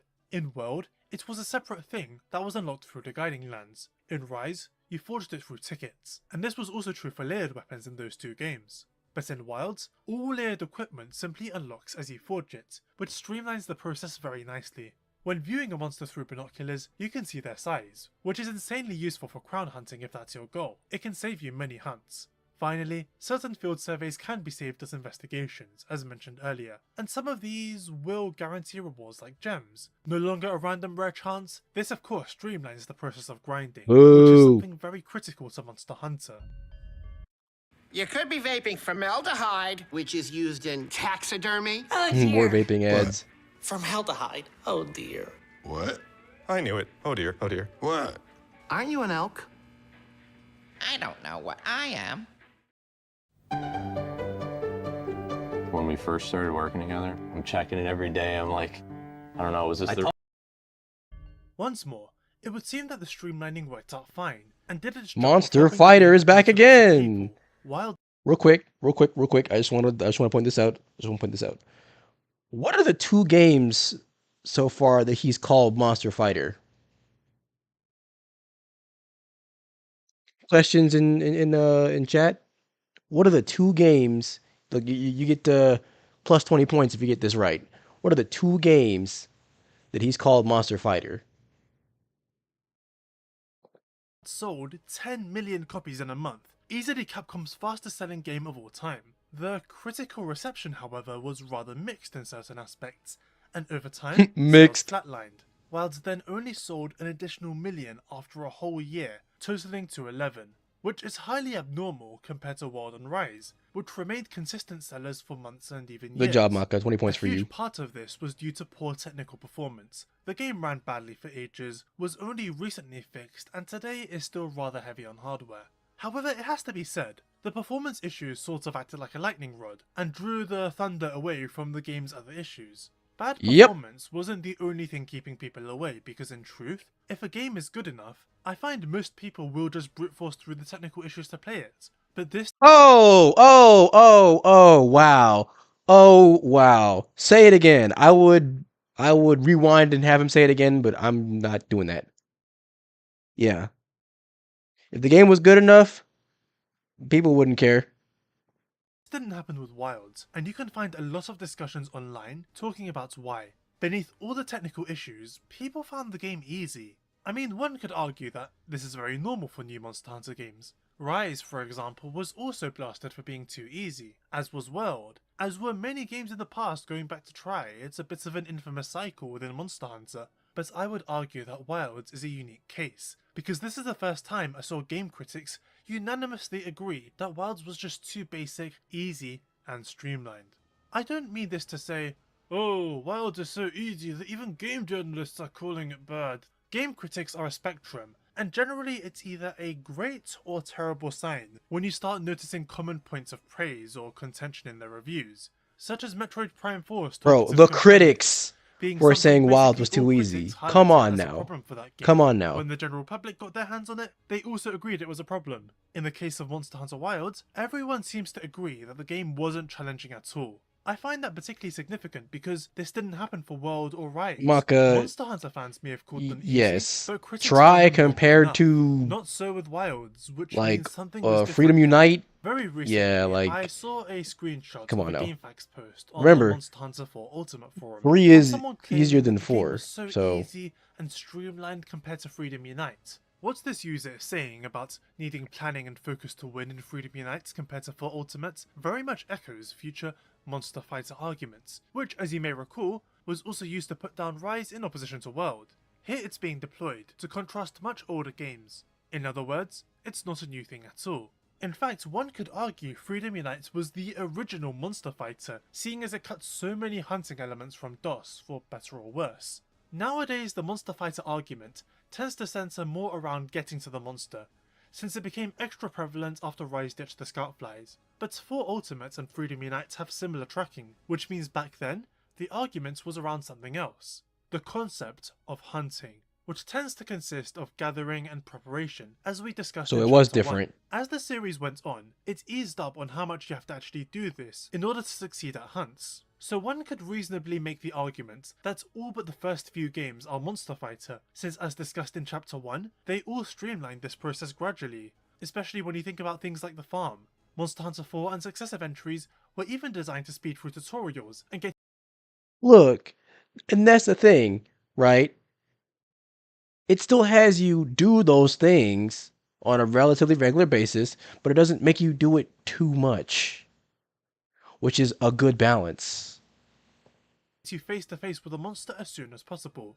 One of the core arguments behind Monster Fighter is, if you were to swap out the entire game and have it only be arena fights, would it really be that different to how it is now? The idea is that the games that get the label have little to no preparation and are just fight, fight, fight. Rise especially got hit with the Monster Fighter allegations because the entire game was designed for the purpose of getting to and fighting these monsters quickly. So people made the arena argument a lot, especially with how monsters are marked on the map at all times, eliminating the need to hunt or even find them. Now, I'm not trying to argue that every Monster Hunter game from 2007 has been Monster Fighter all along. My point is that for any of the games, people can make a very reasonable case, and they have been doing it for over a decade. They'll But try, some cases yes. are obviously much stronger than others. That's what the bordering on difference is. indisputable. For example, in Monster Hunter Wilds, displaying all the monsters on the map by default and removing the scout fly tracking once again really upset people. They had enjoyed the aspects of World, but, like Rise, just being automatically aware of which monsters were present and where they are sort of took some of the fun and mystery away from the game. Definitely However, did. I would argue that Rise would feel very much different if the game was just an arena. Wire bugging around the locales adds a lot to that game. It's a lot of fun, and even though monsters are marked on the map by default, the locale design encourages you to make your own way towards them by climbing over different mountains and parkouring, especially because you don't have scout flies telling you where to go. That's not to mention all the different useful items you can find scattered around. Wilds, however, does not have this strength, and it's entirely because of the secret. It just takes you to the monster with the press of a button. People have dubbed this thing the taxi or Uber because it might as well just be that. There's no need to explore the maps on your own because the secret will just take you on the best routes, allowing you to go on your phone while you wait. Yes. You can't even leave the secret behind. The game doesn't let you, and it's needed to change weapons, access quest supplies, and even Why? secret-only What kind of? routes. Why can't I As choose, said bro? earlier, Rise's streamlining was criticised, but people eventually came to an understanding that this game was not the successor to World and was more or less doing its own thing. Many saw it as a Yes. weird spin-off, or Distractions, the true sequel that would come later, and Wilds was very much billed and advertised as that sequel. It So was. when Wilds released and didn't have World's track collecting, people were disappointed. And when it had a mount that was more advanced than Rise's Palamute and more or less played half the game for you, they got mad. And rightly so. Unlike Rise, Wilds did not have the excuse of being built for a portable on-the-go system. Exactly. And it became very hard to argue that this game wasn't just Monster Fighter, it was the final form of the concept. At this point, they arguably could just cut out the middleman and replace all the locales with a single arena. Yep. It wouldn't even feel that different outside of aesthetics. Of course, one could argue that if you don't like the Sacred, then you should just ignore it. But that itself is difficult because of how baked into Wilds' game design it is. The interesting thing about Wilds is that on the surface, it It's would cooking seem that now. most of the big changes were made due to the shift to even bigger. Yeah, you would give me an ad right in the middle of the cooking.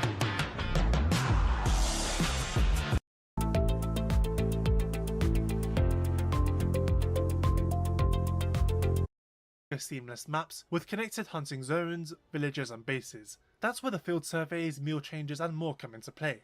Yet, from what I've seen, field surveys are not even that liked among people, partly because they're a bit of a pain to do online, but also because the mechanic is streamlined within Wilds already. You can just save the monsters as investigations from the map without even having to fight them first, and then complete them later as regular quests, which is far easier to do and allows you to play them with others at a moment of your own choosing.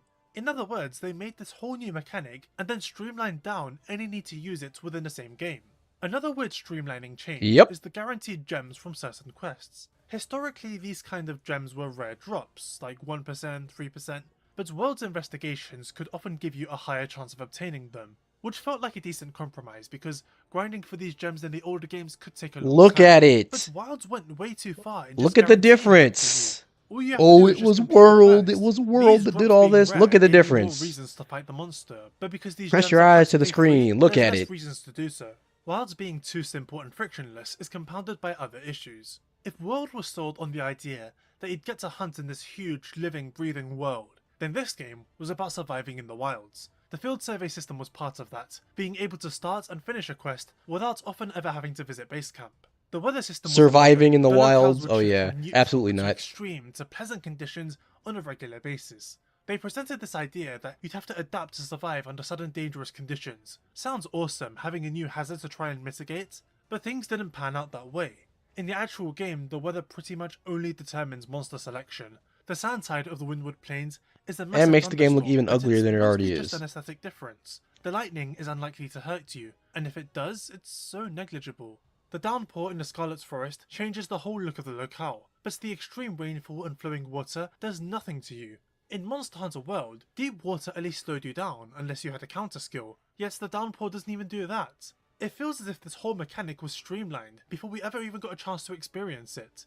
In fact, that's true of actual mechanics that we did experience, like the subcamps. If you recall, World gave the ability to create more subcamps in certain safe zones around the locales. It was a great addition that encouraged us to explore and find them, while also cutting down on travel time. Rise brought them back where they function the same, but Wilds put a twist on the mechanic. There's now way more zones to place them in, and not all of them are safe. Some are right in the open, and monsters would destroy them if they noticed one in their territory. The risk was determining if the location to place a subcamp in was good enough to offset the possibility that a monster might make it unavailable. This was entirely patched out in Update 3. They just got rid of Monsters it. no longer Oh deliberately my target goodness. subcamps. They can still destroy them, but you'd have to lure one in deliberately, streamlining in real time post-launch.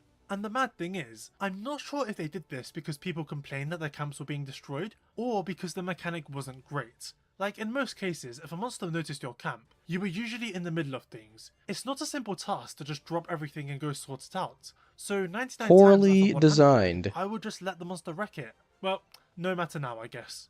Something else that's interesting is you can teleport to camps whenever you want. In combat too. World and Rise restricted you from doing that, only with the Farcaster item Absolutely where you were allowed vile. to easily escape a monster. Wilds for some reason still has the Farcaster item, and it does the same thing, teleports you to the base camp, and I don't see the point of it at all. Why is it here? And then of course there's the combat. To reiterate, Wilds Yes. wasn't only blasted for being too simple. It was the first Monster Hunter that was unanimously criticized for being too easy. Some people blame focus mode. This mechanic is a weird one because, like Scoutfly tracking in World, it was deliberately implemented by the developers for the sake of making the game easier and more appealing to newcomers. Being able to aim any weapon like it's a gun does make combat easier. There are some that feel it's a major improvement to Monster Hunter's combat, while others believe it eliminates any need to position yourself when fighting the monsters. It does. I do agree with the criticisms, but I do think it serves really nicely as a quality of life feature for when the monsters are flailing on the ground and you're trying to bonk them with a hammer. Being able to easily adjust to micro movements is really nice. It also shines for fights like Omega where he's always moving, but the hard pivots are definitely a lot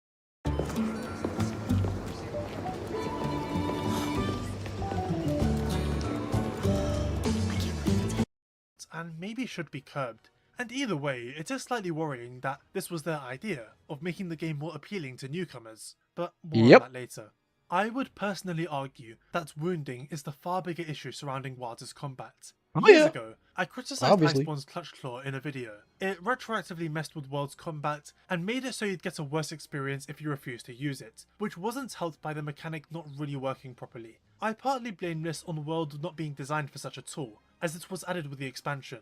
Wild streamlines this mechanic so it's unavoidable, but much easier to use because the claw was completely removed from the equation. On paper, it should have been better implemented than it was in Iceborne. Instead, it was much worse. If you refuse to use the claw in Iceborne, fights would take a lot longer. But in Wilds, monsters at launch and throughout the base content more or less crumple into nothing. The wounds make them flinch, topple, all while buffing your weapons. It's so much free damage to the point I wonder if this was even tested properly. Surely this outcome was not what they wanted. I was genuinely seeing casual friends of mine getting speedrun level timings. Don't like it, don't use it, is a terrible argument, but the funny thing is you can't even refuse to wound monsters because again, of how the mechanic is Can't turn wounds off. Essentially, Wilds heavily streamlined many of its new additions and introduced two extremely pervasive mechanics that really transformed both the combat and the traversal of these games very much for the worse. These alone contribute to the monster fighter feeling, but it has to be remembered that this game also inherits most, if not all, the changes World and Rise introduced, and I'd argue that they very much contribute to this feeling as well. I always believed that most monsters have never been able to keep up with our ability to run and heal. It's an absurdly strong option, and I honestly disagree with Konami Fujioka's opinion that it was necessary to account for not being able to flee easily anymore, because that's not something I ever really did or witnessed anyone else do. Getting rid of the flex was probably the right move, but healing was too simple in World and easy in Rise, and naturally it's here in Wild just as simple. But then there's things like traps and capturing. In the older games, they took ages to set down, and it was easy to be interrupted while doing so. If you were trying to capture the monster, you'd have to carefully watch for specific signs, like limping, and if you weren't careful, it was very easy to accidentally kill them, failing potential capture quests. Worse, if you placed your trap in the wrong place, and the monster immediately left the area, you'd be stuck for several minutes, as you'd have to wait for it to expire in order to place another one down. Even worse, you could miss your chance entirely to trunk bomb the monster, leaving you with no more traps and effectively soft-locking the quest. Capture quests were often really tricky, and it was a really interesting change of pace compared to the hunting quests, but there were also interesting workarounds to make things easier for ourselves, such as armor skills that allowed you to learn if a monster was capturable easily, and certain palicos could inform you too. There were also armor skills that allowed you to quickly set down traps, and of course, bringing extra materials could let you craft more if need be. Generations Ultimate allowed you to destroy traps you had placed down, which was useful for if you had placed one in the wrong spots. That was a nice change. But then World made some even more drastic changes. It massively sped up trap setup time and displayed a cute little skull icon next to the target camera display for when the monster was capturable, so those armor skills were now built in. And then Wilds retains those changes while also letting you pick up traps you had laid down. Not just that, but in this game, capturing a monster provides the exact same rewards as if you were to carve a monster. In the past, this whole mechanic provided a convenient option to end fights earlier than normal, at the cost of some tricky setup and a different reward pool. Now, it's extremely easy to do. There's basically no costs or downsides to pulling it off. So in Wilds Online, people will just capture anyone they can by default. Why wouldn't they? It's the best and easiest option. And of course, running out of traps or wasting them isn't really an issue anymore, nor is running out of items in general, all thanks to the ability to restock your items from camp. Long term, this has been one of the most contentious changes. Even back in Iceborne, people were calling it out as a potential problem. In the past, when out on a hunt, what you brought with you was all you had, and using your items up left you in a much worse position. You could bring extra materials to craft things like mega potions, but this took up valuable pouch space. In World, Rise, and Iceborne, there's no risk at all. That is true, yes. You need to raise your level up to a certain simple. amount before you start seeing the skull in World, The so game could push against you with capture give World some quests, credit. but you could also push back with the armor skills, or by just bringing extra materials. By heavily streamlining this process, the game lost critical leverage it could use against the player. And it's the same story with restocking. The game can no longer make you worry about how many potions you have left, or whether you're using up too many antidotes, because going back to camp and grabbing more is downright effortless, especially in Wilds where there's no need for a Farcaster. Thinking back to Rise, it can be argued that a fair few of its streamlining changes were a knock-on effect of restocking, like the removal of the temperature system. Needing hot or cool drinks is no longer a huge deal when you can just hop back into camp and grab them. Losing meal effects upon dying isn't a major issue either, when you can just dip into your large supply of ancient potions and pop one immediately. Both of these occurrences happen fairly frequently in World, and so to me, Rise's decision to streamline them made sense, but it also shows you how absurdly strong restocking is. World's armor system has also been a bit of a growing problem. Because of how easy it is to place skills on, you now have sets in Iceborne, Rise and Sunbreak with a whole page or two of skills, allowing you to rack up damage boosters or negate anything the monster throws at you. There's no negative skills either, so there's no consequences to configuring your set a certain way. It's pure power boosting, and Wilds has this problem too. In the past, if you were dealing with a monster adept with poison, your ways of pushing back were either bringing antidotes, which were often limited in quantity, and required you to consume them with an item flex or mid-battle, or equipping the negates poison skill, which was often tricky to add to your set without sacrificing something else. In the modern games, including Wilds, you can now sprint while consuming the antidotes and restock if you run out, and that's one threat gone. Antidote decorations are also very easy to apply, and 9 times out of 10, you won't have to sacrifice anything major. It's only 3 level 1 slots. And finally, a lot of weapons have been made really strong by successive additions that allow them to negate a lot of Monster Hunter effects. I vape, but I don't need to vape, you know? I only do when my friends do it, or on the weekends. I don't know. I don't really like to think about it.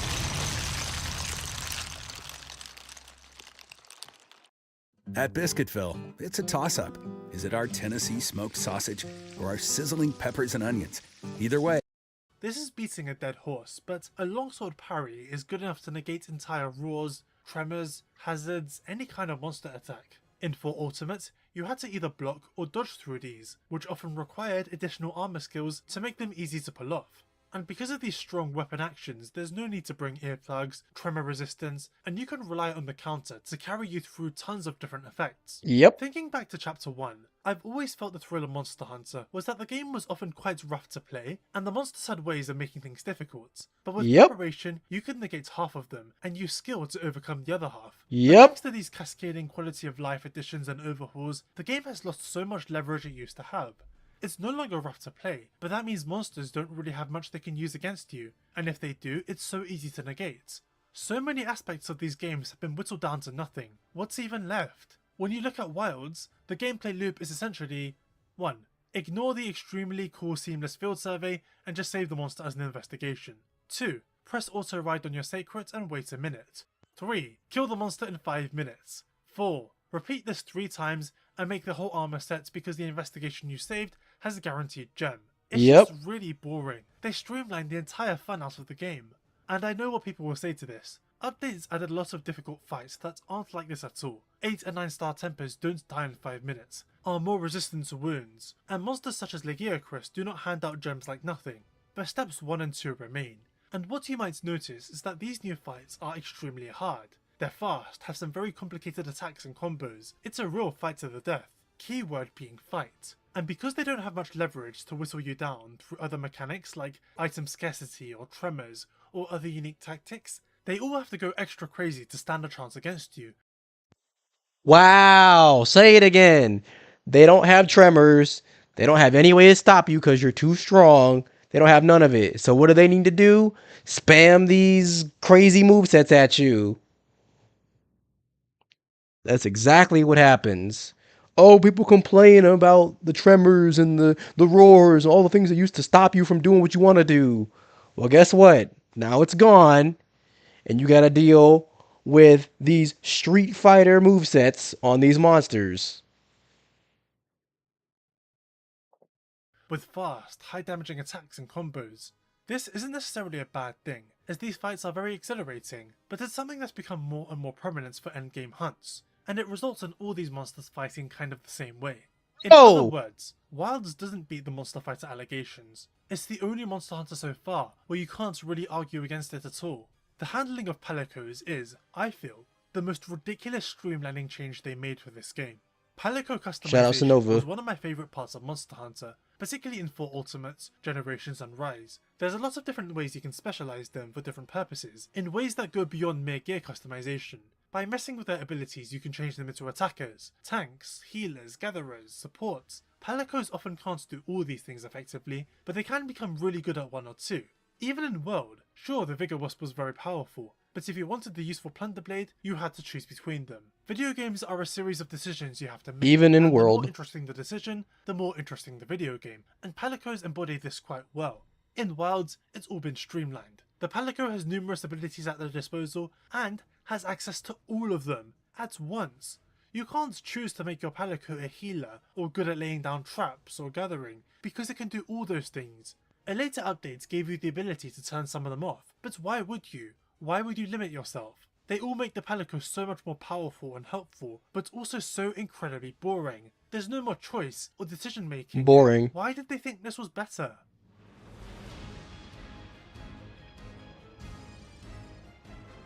I believe the Palico ability changes are a microcosm of their approach to Wilds in general, because this was not necessary at all. It completely removed any decision making from us, and therefore made them far less interesting to mess around with. This is true for so much of the game. Why did they give the Sacred the ability to go straight to the monster, with no input required from us? Why does the weather not matter? Why are there so few downsides to anything? There is a potential answer to this based on interviews, and I'm afraid it's not a great one. World streamlining was partly due to the massive gameplay reboot, but also because Capcom saw an opportunity to appeal to a mass audience. And they succeeded. They have the mass audience now, and with Wilds, the goal was to try and keep them. It appears that this time, the team were entering development with Wilds while assessing this massive player base they'd obtained with World and later Rise. More players meant a broader range of skill levels and tastes to account for. Fujioka said that World's success convinced them that they hadn't made any major mistakes when redesigning the whole gameplay, which emboldened them to go further with Wilds. But they were also concerned, because data showed that a lot of people who played World did not actually manage to finish the game. Based on public achievement data, less than half of all World players actually reached the Darklight Dragon. But Capcom has their own data through a process called telemetry. Do you know how games today often ask you if you'd like to opt in to anonymous automatic data feedback? If you say yes, developers get to track a lot about how you play, in ways they never could in the PS2 era. For Monster Hunter, a great example is those end-of-year roundups they do, when they show off all those crazy statistics like the most hunted monster, how many wirebugs have been thrown, the most and least used weapon. They can track things that wouldn't even occur to you. In the case of World, they use this data to figure out why people might have put the game down. They concluded that people had issues getting lost, not being able to find the monsters even with the scoutfly tracking, or not having the right weapon upon getting to them. Fujioka said he was aware that Monster Hunter is the kind of game that naturally won't be beaten or fully enjoyed by everyone. It's a 3D action game after all, but they still kept a lot of this in mind when designing Wilds. And to be honest, I think this accounts for a lot of the design choices in this game, and not even just the obvious ones. If you look at World's achievements, the biggest player drop-offs are all in the Ancient Forest segment of the game. For you guys, what do you think wealth is? Like, how would you... This locale is infamous for being probably the most complex locale in the series. 4 levels of elevation, dozens of winding paths, zones, shortcuts. A very bold choice for an opening locale, but it resulted in a lot of people getting lost. So it would make sense that perhaps some dropped the game there. But then you look at Wilds' opening locale. Yes, the dummies who aren't invested. The Windward Plains has a very simple structure that's easy to memorize. So it's entirely possible that this was directly because of the Ancient Forest feedback. They felt that World's opening locale being too complex drove people away. But then you consider the developers' comments about people struggling with World's tracking system. That might be why monsters are just fully marked by default in the full game. Combine both of those concerns, and that's how you get the overbearing Sacred's autopathing. I think it's fairly safe to say that Wilds was both streamlined not only for the field surveys, but because for some reason they were utterly spooked by telemetry data and losing players. People had trouble exploring the maps, now a mount takes you around with no inputs needed. Had trouble locating the monster? They're all marked and the mount takes you to them. Struggling to choose Palico abilities? You have them all. Had trouble aiming your attacks? Focus mode. Monsters keep destroying your camps? Well, now they won't. Were they too dangerous? It isn't, and maybe never was. Now it's impossible to get lost, struggle, or even really get inconvenienced. Now the game can be fun for everyone. I would say that from World onwards, Monster Hunter games have been designed so that most people can reach the final boss without any major obstacles. This manifested in World as a streamlined combined campaign. You can tell they put a lot of thought into the exact order of monsters players would encounter here. For Wilds they did the same to a greater extent. For example, Chatacabra and Chemitris serve as tutorial monsters, because the developers believed that the Great Jaguarus was too complicated for people with its two different states. So in Wilds, Chatacabra performs precise attacks, while Chemitris performs wide. Wait. What do you mean Great Jaguarus was too complicated? What do you mean?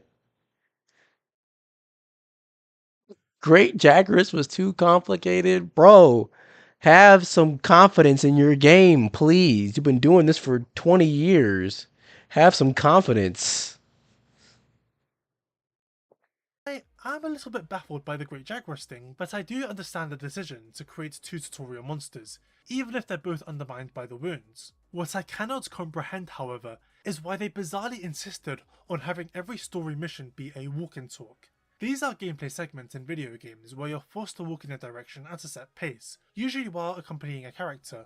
You have limited control, and they're usually done as a way of having dialogue without animating an expensive cutscene. Why he push him like all that? while having the player feel engaged and in control. They're particularly popular among Western game studios, and more Japanese ones have been adopting this technique in recent years. World had a couple of these, but most story missions would place you into the locale and lightly guide you around the different places through markers on the maps. You were very much still in control, but with Wilds, it feels like every other story mission forces you on the sacred, as it slowly travels to the story quest destination and requires you to listen to dialogue.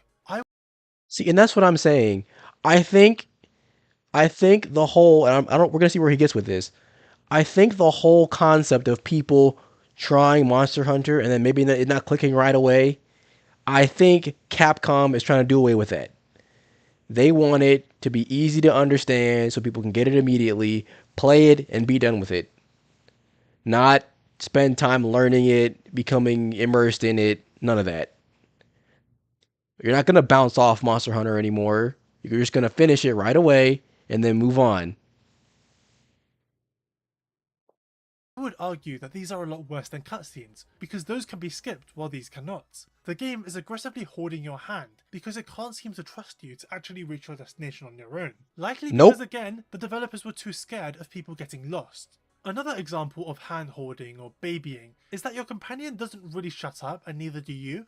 I really like Alma as a character, and the way our hunter talks, but the way they feel the need to comment on everything and point out so many different things is irritating. It was fine at first, but you can't turn this off or leave Alma at home. So even 200 hours into the game, she'll still be telling you that you can carve materials off severed parts. It's a little ridiculous how every minor thing needs to be pointed out to us, like we can't see it already. It's probably helpful for those who don't know how to play the game, but I'm not one of those people, nor are millions of others. The yapping is pervasive across every aspect of the game in ways I really don't like. When suppressing Elatrion's supernova in Iceborne, sure, there would be an NPC who told you, but the blazing black dragon made it clear with a cool sound and visual effects. In Wilds, Gogmazios shows no indication that his power has been suppressed, but an NPC just tells you about it. Oh, this light vile. is such an extreme microcosm of this whole approach. You're constantly being told about what to do and what's currently happening, and it's just way too much. You're not given the chance to work things out for yourself. It actually makes me dread what will happen if they bring back large-scale fights, like the Morans or Dalamadeur. Will an NPC tell us to get ready to dodge the super laser? Will they tell me when to hit the gong to repel the attacks? The fun was figuring all this out myself, or better yet, sharing tips with other hunters. But being in a modern skilled games, hunter. They don't trust us to do that at all. They're afraid of letting us fail. Constant dialogue is another staple of Western games. Characters that will comment on everything, just in case you yourself didn't notice, which can be helpful but more often than not ends up being really annoying, and takes something from the experience. It's like being told to do something you were already in the process of doing. All of a sudden, it's not your choice anymore. Another example of the game just holding your hand. This was infamously parodied in a recent viral video about a theoretical Western AAA Super Mario game. It was a funny video because Mario games are usually pretty cleverly designed, and Mario himself is a silent protagonist. Yapping companions doesn't really work for this type of game, and yet the dialogue sounded exactly like it would if a random Western AAA studio wrote it. You could make a reasonable case that Wilds is a Focus M game, and I don't think you could do that with any other Monster Hunter. Between this and the walk and talks, it would be fair to say this whole thing is another example of westernization, but things are a lot different to how they were 10 years ago. Monster Hunter 4's westernization had the developers figure out that Western gamers were older and smart enough to figure out video games, and that they didn't like or need to be treated like babies. I see. Free Ultimate gave us 50 additional free but mandatory defense points because they assumed we'd find the game too hard, but they correctly realized that was a mistake after Backlash. They decided it would be better to reduce tutorials, in order to waste less time learning about things we already knew, which was undoubtedly the right move. Wilds' westernization seems to have taken the opposite approach, and instead aggressively holds your hands, with unskippable walk and talks and dialogue in fear of you getting lost, not knowing what to do, and dropping the game before you beat Zoshia. They went from appropriately assuming we were more than capable of rising up to a challenge, to appealing to the lowest common denominator. Andrew Alfonso suggested this for Ultimate Lowest common with denominator is new white. players in mind. Yet The Wilds wild from the ground up fans. seems overwhelmingly designed for the sake of newcomers. Why did this approach completely flip in 10 years? Part of me wonders if it's that back in 2014, when you're on a boat, it's a joyful exploration. they were working with feedback that came from players, while in the modern day, it's maybe based more on raw statistics. But it could also genuinely be due to influence from Western game techniques and methods, which have become so ubiquitous that the Focus M video could have been about any one of them, and sadly, it very much applies to Wilds. In late 2025, at the PlayStation Awards, Wilds' fourth major update was on the horizon, and Tokuda talked about how they had intentionally streamlined Wilds. We analysed what kind of places beginners were stuck in, including Monster Hunter World. We have worked on these points in turn to make it easier for new users to clear hurdles, such as being able to reach certain monsters or craft certain types of armor. In addition, we have tried to adopt as many new elements as possible that are beneficial for both beginners and existing users, such as focus mode. This time, as a result of making the game easy to beat even for new players, and players who could not clear it before, I think the difficulty curve was a little lacking for existing users. At this point in time, they were trying to add harder content to the game in response to very harsh feedback over the months, and Tokuda asked people who had dropped Wilds to give it another try. But this does make things extremely clear. They streamlined Wilds severely after getting spooked by player drop-offs in World, and more or less admit that by focusing on those who couldn't clear World, they made the game too easy for everyone else. This quote is the smoking gun that more or less vindicates. Not those who liked World. Say it again. Not those who liked World. Everybody who couldn't clear World or didn't like World. That's what Wild is for. Everything we've discussed. However, I saved it until now because Tokuda made this statement after Wilds' sales had flatlined and many months of negative reviews based on how streamlined the game was. It's an honest apology and explanation, but I instead felt it was better to take pre-release interviews into account when analysing why Wilds turned out this way. The reason is, right after this statement dropped, tons of people on social media were going, See? They admit it! They admit they made Wilds easy! But as I've shown in these old interviews, I don't think they really hid this aspect of Wilds in the lead up to launch. They openly talked about how they closely analysed World during Wilds' development, and that features like focus mode had been added purely for new players to have an easier time. The difference is, those statements were made before we played the game, while the developers were still riding off the success of Monster Hunter World and Rise. But the apology was made after Wilds' harsh decline. The different contexts are interesting to me for this reason, and why I chose to focus on the earlier interviews. Either way, there it is. They were too concerned with newcomers and people who dropped World, and tailored the entire launch experience around them to make sure they'd actually finish Wilds. I don't even know if this fear was justified. Over 40% of people reached the Nojiva in Monster Hunter World, which, based on the achievement rates of a lot of games, is above average. And I don't think it should have been cause for panic. Wow. World Rise reviewed fantastically without all this stuff. Hell, forget They Monster definitely... Hunter. Yes! Elden Ring sold like Yes! 30 million There it copies. is. That's a game that's rosy to the wolves pretty much. The That GOAT. is not a mass market, focus tested game at all, and did insanely well despite, or maybe because of that. The hand-holding and yapping companion is especially weird to me, because even Nintendo figured out that this stuff is toxic years ago. Ocarina of Time in 1997 introduced a companion called Navi, who would give you tips and guide you in case you weren't sure where you were going. Navi became a bit of a meme for being a bit overbearing, although I never found her bad, but Fi in 2011 Skyward Sword was particularly scorned for constantly interrupting the gameplay to tell you what to do. Nintendo had no faith in the players figuring out the game on their own, and the game is particularly infamous for it to this day. So for Breath of the Wild, Link was not given a companion in response to the Skyward Sword criticism. Breath of the Wild sold 34 million copies and is widely regarded to be one of the greatest games of all time. The Legend of Zelda learned a harsh lesson from overbearing companions, so they ditched them entirely for the next main entries with no consequences. So what on earth possessed Capcom to not even let us turn off Alma's dialogue, let alone have her constantly hold our hand? I have no doubts that World's audience has heavy crossover with games like Elden Ring, yet Capcom seemed to favour the more general Horizon Zero Dawn crowd instead. It's such an unforced error that screams of insecurity. Contrary to what they said in pre-release interviews, I do not believe they were confident when designing this game. If they were, then World's success should have been a justification to increase the challenge for Wilds. Which to me implies the challenge is not why they think World did so well. Their goal was to double down on what they think made World successful, and of course, to aggressively address whatever they think made people fall off that game. And the answer to both is even more streamlining. What we see in Wilds is the result. And were they successful? On paper, yes. Wilds has an extremely high achievement rate for not only low rank Zoshia, but the high rank Arkveld Urgent, which is more or less the final boss of the game. They were successful at making sure people at least finished the story, but it came at a cost. Wilds was sold on being the sequel to World. Identity wise, this whole game is just World but bigger, and more realised for the PS5.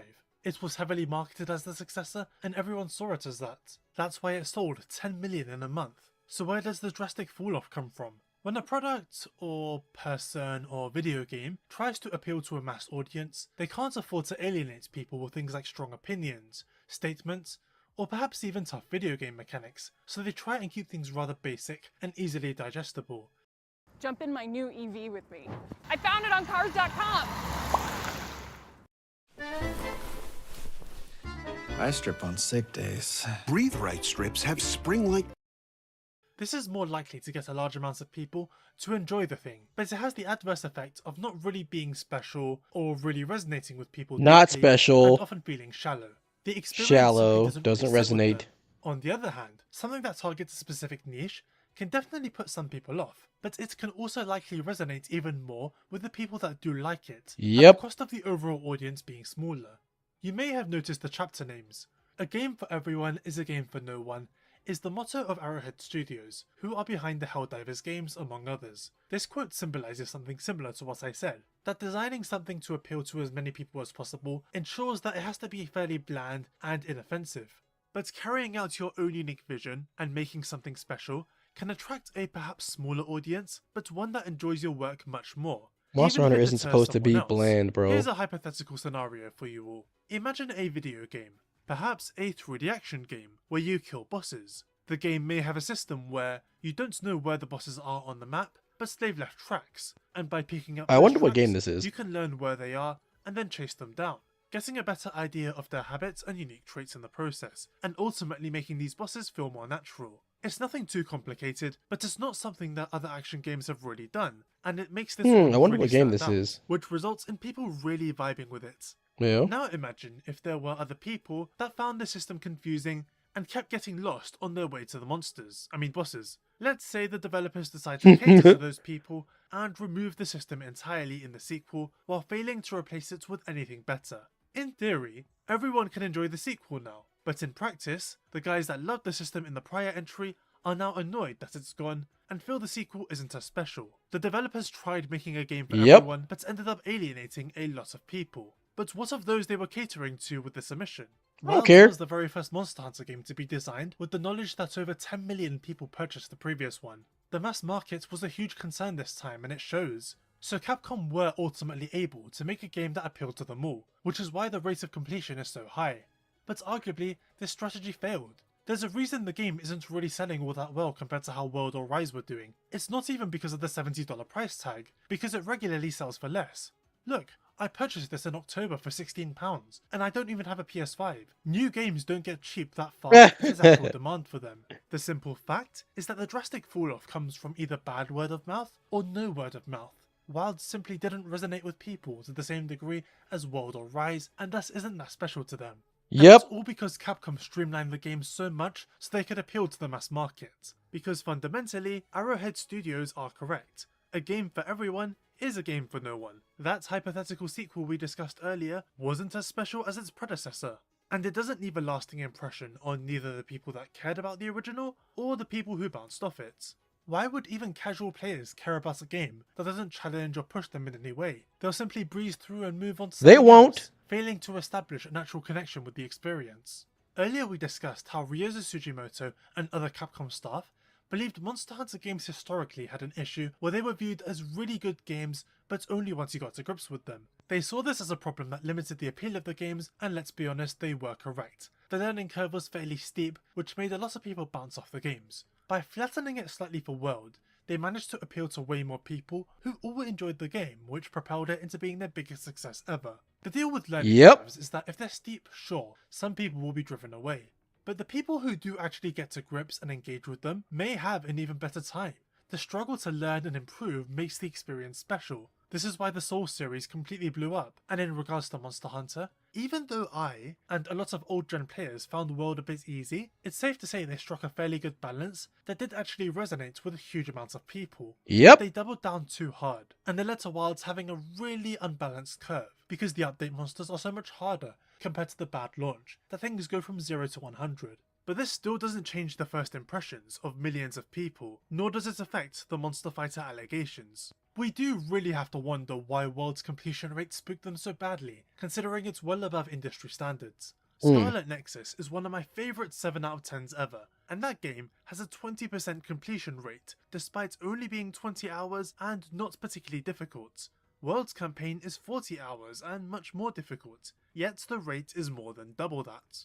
I suspect that, going from the 3DS to the PS4, this may have been their first real exposure to feedback from telemetry data that I suspect they weren't really getting from 4 Ultimate or older games. The data is so precise and is very different from the feedback they would get from surveys, giving them exact information on player habits and tendencies, which heavily spooked them and made them overthink how people actually engage with the games. I myself sometimes go through something similar when I see the viewership charts of certain videos. It is very easy to be spooked by seeing massive drop-offs. I'd also say that a fair few of the statements they made pre-release simply do not ring true when you actually look at how Wilds turned out. Fujioka said that they were aware that a game like Monster Hunter would always have stragglers that would quit the game prematurely. Lie. And they had accepted this.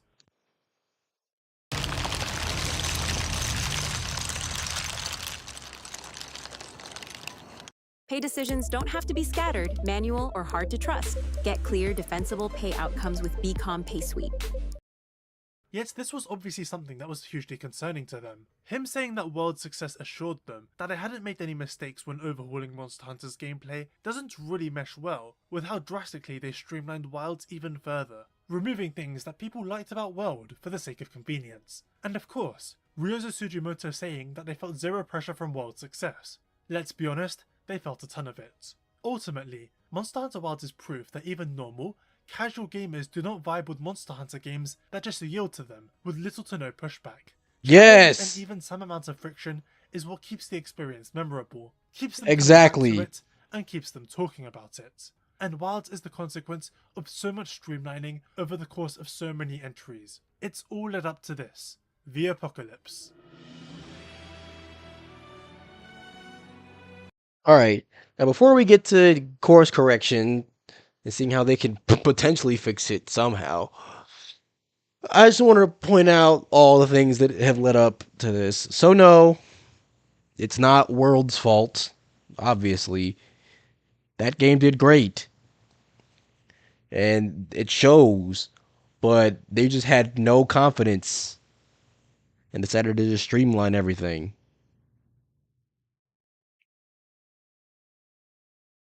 I mean, a lot of it makes sense. Yeah, I don't like the games that don't give me very much pushback for doing things. Everything is free to do. You're free to do whatever you want, however you want to do it.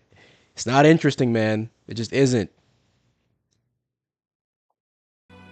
And I'm not going to treat it like it The thing about is. Monster Hunter Wilds is that, as an action game, it is extremely solid, especially once the updates rolled in with the higher difficulty options. But it's clear that at this point, all the massive overhauls have cascaded into a game that undeniably feels more like Monster Fighter than even Rise. As we discussed earlier, Wilds feels like it could have been a fairly harsh experience. When you think about things like the extreme weather that ended up being inconsequential in particular, maybe Wilds was going to be a serious hunting simulation that was heavily streamlined mid-development out of fear of alienating casual players. On the other hand, it's also extremely likely that the game was just intended to be this way from the start, and I don't know which possibility is worse. Either way, the excessive streamlining definitely finally removed the feeling of being a proper Monster Hunter, which is something that set the series apart from being any average action game. I say finally, because it's clear that this has been happening for far longer than some people might assume. It is, however, telling that Wilds actually excels at being Monster Fighter. The monsters themselves are still creative, with interesting attacks, designs, armors, weapons, the combat is fun, and the endgame fights are exhilarating. The development team may have lost the plot, but they have not lost the source, and I believe they are aware of this. The really fascinating thing about Wilds, to me, is the long-term lessons Capcom will learn from it. We're already seeing behaviour shifting. Both Pragmata and RE9 launched with Capcom insisting and assuring people that the games would run fine even on low-spec hardware. I think they're going to keep doing this with their future games, and it's because Wilds broke people's trust in Capcom's ability to make a stable video. Good. But from a gameplay standpoint, if Capcom designed Wilds this way because World was a breakout success, then how will they design the successor to Wilds? This question of course depends on if you can argue that Wilds is a financial flop. Because let's be real, most studios would kill for 10 million sales ever, let alone in a single month. But it's clear to me from things like the Guild reports that Capcom were not happy with how Wilds sold after its first launch month, that they consider it flatlining to be a serious problem. Their strategy with games is to have them sell consistently for months and years on end, which has worked very well for World, Rise and all their Resident Evils. But their strategy failing to take hold with Wilds is something they've clearly noticed. So the answer to this question is that Wilds didn't flop, but it's not doing particularly great. And so from a gameplay perspective, if the biggest criticism of Wilds is almost entirely centered around the game being too easy, streamlined and not feeling like a Monster Hunter game, then how will future entries be designed with that in mind? I would say that their priority for the future should be bringing that feeling back, and I don't expect it to happen with Wilds. This might be presumptuous to say, but mechanics like the Sacred feel unsalvageable. I would also caution those who, for some reason, believe the successor to Rise will somehow be the complete opposite of what Wilds is in regards to monster hunting, or fighting. I would only expect such a course correction to happen with Monster Hunter 7. Oh! Oh, there it is. Yes, Ichinose, save me, Portable 6, deliver me from this wild nonsense. No! No, man. Next up is an even more vile plate of this. And I'm sorry, Portable fans, but get your bibs ready. It's time to feast on that. It'll be even more easy. It'll be even more streamlined. It'll be even more uninteresting to play because it's basically going to play itself half the time. That's what you're going to get. Sorry. And honestly, it seems like the best solution would be to start stripping back our own capabilities again. It can definitely be argued that World struck a really nice balance between not being as rigid as the older games while still having plenty of hunting, and Rise was arguably proof that the developers couldn't really walk any of it back without major backlash. But now that everyone knows what an uber streamlined Monster Hunter looks like... Oh, that was a beautiful, beautiful transition right there. That's what I like about World, man. World has this balance between the stuff that is good changes, you know, things that I didn't necessarily love in old gen and they kind of improved upon it, but still keeping that core. That's why I like it. Rise was kind of showing, we don't really know what we're doing. We kind of want to be like old gen a little bit, but We're not gonna really balance the combat for it, and then Wilds is just a mess. Seeing how Wilds went so far with it, I think Capcom could easily get away with course correcting hard, stripping things down to even before World. But hopefully not that far back, because I'm not really enjoying Monster Hunter Freedom. For me, the games strike an appropriate balance around 4th gen, but I wouldn't As really they want to do. go back to that either, not precisely. When I look at how Wilds is designed, I seriously get the impression that Capcom wants to make an open world Monster Hunter game in the Bro, and what does everybody say? They want a hybrid between how World was and how 4 was. Not like with just for you characters and all that kind of stuff like Wilds does. Wilds is fake, okay? Wilds fakes it. Like an actual gameplay between World and 4. That's what's gonna cook. future. I don't believe they wanted to do it with Wilds. I think the goal with this game was to essentially redo World on better technology. But when you look at systems like the field surveys and the changing weather, this is exactly what would be in an open world game. A lot of people are extremely averse to an open world Monster Hunter. Like because a lot Zeros. of long running game series that try it don't do it particularly well, seen recently with Metroid Prime. But honestly, I think Capcom are capable, and this is the perfect chance to course correct away from Wilds and make the gameplay actually harsh. If Monster Hunter 7 had you legitimately in the wilderness away from civilization on your own, without many of the luxuries we've gotten used to in recent games, I think it could be very special.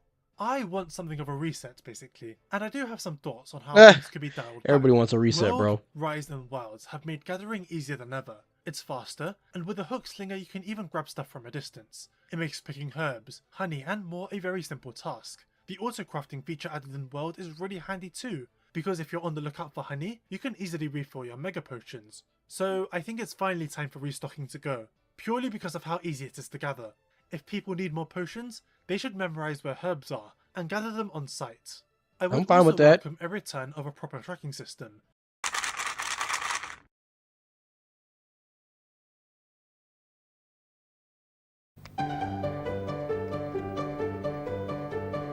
I still remember our first session. That's not World Scout Flies. I've always felt that while they were better than paintballs, they're not elegant at all. It's dynamic yellow paint, following a giant glowing arrow, as if the game can't trust you Right, to improve find your upon own way it. to the monster. From that standpoint, Not even throw it though away. Rise tells you where the monster is, I find it does handle this better, purely because you make your own way over, which is important because Rise has a lot of choice between the game's various movement options. There just has to be a better way of figuring out that first step, learning where the monster is exactly. Bro, hold on. I just want to point out that what he just did right there, most people don't do that. They just get on the dog and run there. So, that's, oh yeah, everybody's getting on the wire bug and swinging around. No, man, they're on the dog, running along the path to the monster. Come on now. Because getting some kind of direction is critical for large locales. What I do like about the Scoutfly system is the way you start off having to find tracks, and after several hunts, the system becomes automated. I just think that there's probably a better way of figuring this out that they should have done for Wilds, instead of just throwing it all away. The armor reworks were smart, but I think there was something interesting about the negative skills that we lost in New Gen that I wish could come back in some way. There should be something to push back against when crafting these sets that makes it a little tricky to fill out entire pages. Wilds brought back the temperature system, but it's so nothing that they could have omitted that the temperature would change. But something like this is important. It's just clear they need to figure out a new system that doesn't require us to just bring Put some it work into in, ice. man. For example, Breath of the Wild allows you to equip elemental weapons to offset harsh temperatures. A future Monster Hunter doesn't have to copy that, but it shows there are a lot of possibilities that they can explore. Most importantly, I do want them to dial back our combat capabilities. I think Yes! we are just too strong. The problem with this is it relates to the difficulty of these games. Yes, Something yes, that yes. is I will particularly rerun this. The problem with this is I do want them to dial back a lot of possibilities that Yeah, they can explore. I will press Most rewind for that. importantly, I do want them to dial back our combat capabilities. Please. I think that we are just too strong. The problem with this is it relates to the difficulty of these games. Something that is spotty during the base game, but evens out with the expansion. Wilds' master rank will surely increase the difficulty, but I wonder if it would be better if some of the strong weapon capabilities were saved for the expansion. Dual swords having a free perfect dodge that buffs us, for instance. I think longsword's parries being able to dodge everything, while very fun, has never been good for the games, especially when it comes to effects like tremors or roars. They don't feel important anymore. It ties back to what I said about monsters having no leverage against you anymore, which homogenizes every difficult fight into the exact same strategies. There's changes made in World that are very good common sense additions, and those I would love to remain. Joining ongoing quests, dynamic health scaling, hunter's notes, and I do really enjoy the combat of Wilds, not to mention a lot of the changes it's made, including the sharpening adjustments, meals carrying over, and everything surrounding field surveys. In fact, I wanted to talk about this earlier, but support hunters are fantastic, especially when it comes to fights that require multiplayer. Omega Planetes is my favourite fight in the game, and that simply wouldn't be the case without those fairly competent NPC companions that allow me to fight him whenever I want without getting a coordinated group together. What's cool is they do contribute to health scaling, so there are pros and cons to bringing them along. I have to give major props to Capcom for this one, but so much of these other streamlining changes have got to go for the games to get better. I think Monster Hunter 7, if they play their cards right, could legitimately be. Nah, not even switch skills. Not even switch skills. If you want to change how you play, I think GU did that best. Change your entire thing. You get this loadout, or not loadout, but this ability, or this ability. Pick one. You can't just, oh, I'm gonna cherry pick the best from all the stuff. No. Nope. You want to play Valor? You play Valor. You ain't doing nothing else. You want to jump in the air all the time? You play Aerial. You don't get to sit there and counter the whole time. Pick and choose. A very solid survival-esque game that requires you to overcome many different factors in order to win. And maybe it won't be open, for better or worse. Maybe it will be structured like Wilds, or even more traditional, but I still think they need to course correct away from this game's extreme streamlining to avert the apocalypse. Monster Hunter games were initially streamlined at first to reduce brutal mechanics and make the game slightly easier in ways that retain the core appeal of the games. With Monster Hunter 4 onwards, the streamlining was instead to expand Monster Hunter's audience in the West, which involved things like cutting down tutorials and not babying players. This was successful, and with World they finally went global by overhauling the entire gameplay to both have open maps and to try appealing to a mass audience on the PS4, but they were always concerned about keeping Monster Hunter true to what it was. Monster Hunter Wilds, however, appears to have been streamlined both due to the new field survey system, but mostly out of fear of losing the mass audience that World had been introduced to. It features heavy amounts of hand-holding, and several interesting mechanics were made simpler, resulting in them becoming boring. This all backfired badly too, resulting in a game that, while extremely solid, lacks a lot of what makes Monster Hunter special. Even casual players find the game too simple and streamlined, and it's clear that Capcom went too far this time. This feels like such an unforced error, and I don't think Wilds needed to be sanded down to this degree. It could have kept a large audience, and World is proof of that, remaining to this day as not only the highest selling game in the series, but also one that is still consistently praised. I would also argue that Rise is proof that people will accept extreme streamlining if there's a strong reason behind it, and it can allow the game to explore other things. Wilds does not have a strong reason at all. Even across the industry, games like Elden Ring and Breath of the Wild refused to baby players and were successful. And I'd argue the success didn't come in spite of them not aggressively handholding, but because people respect games that treat them like competent individuals that know what they're doing.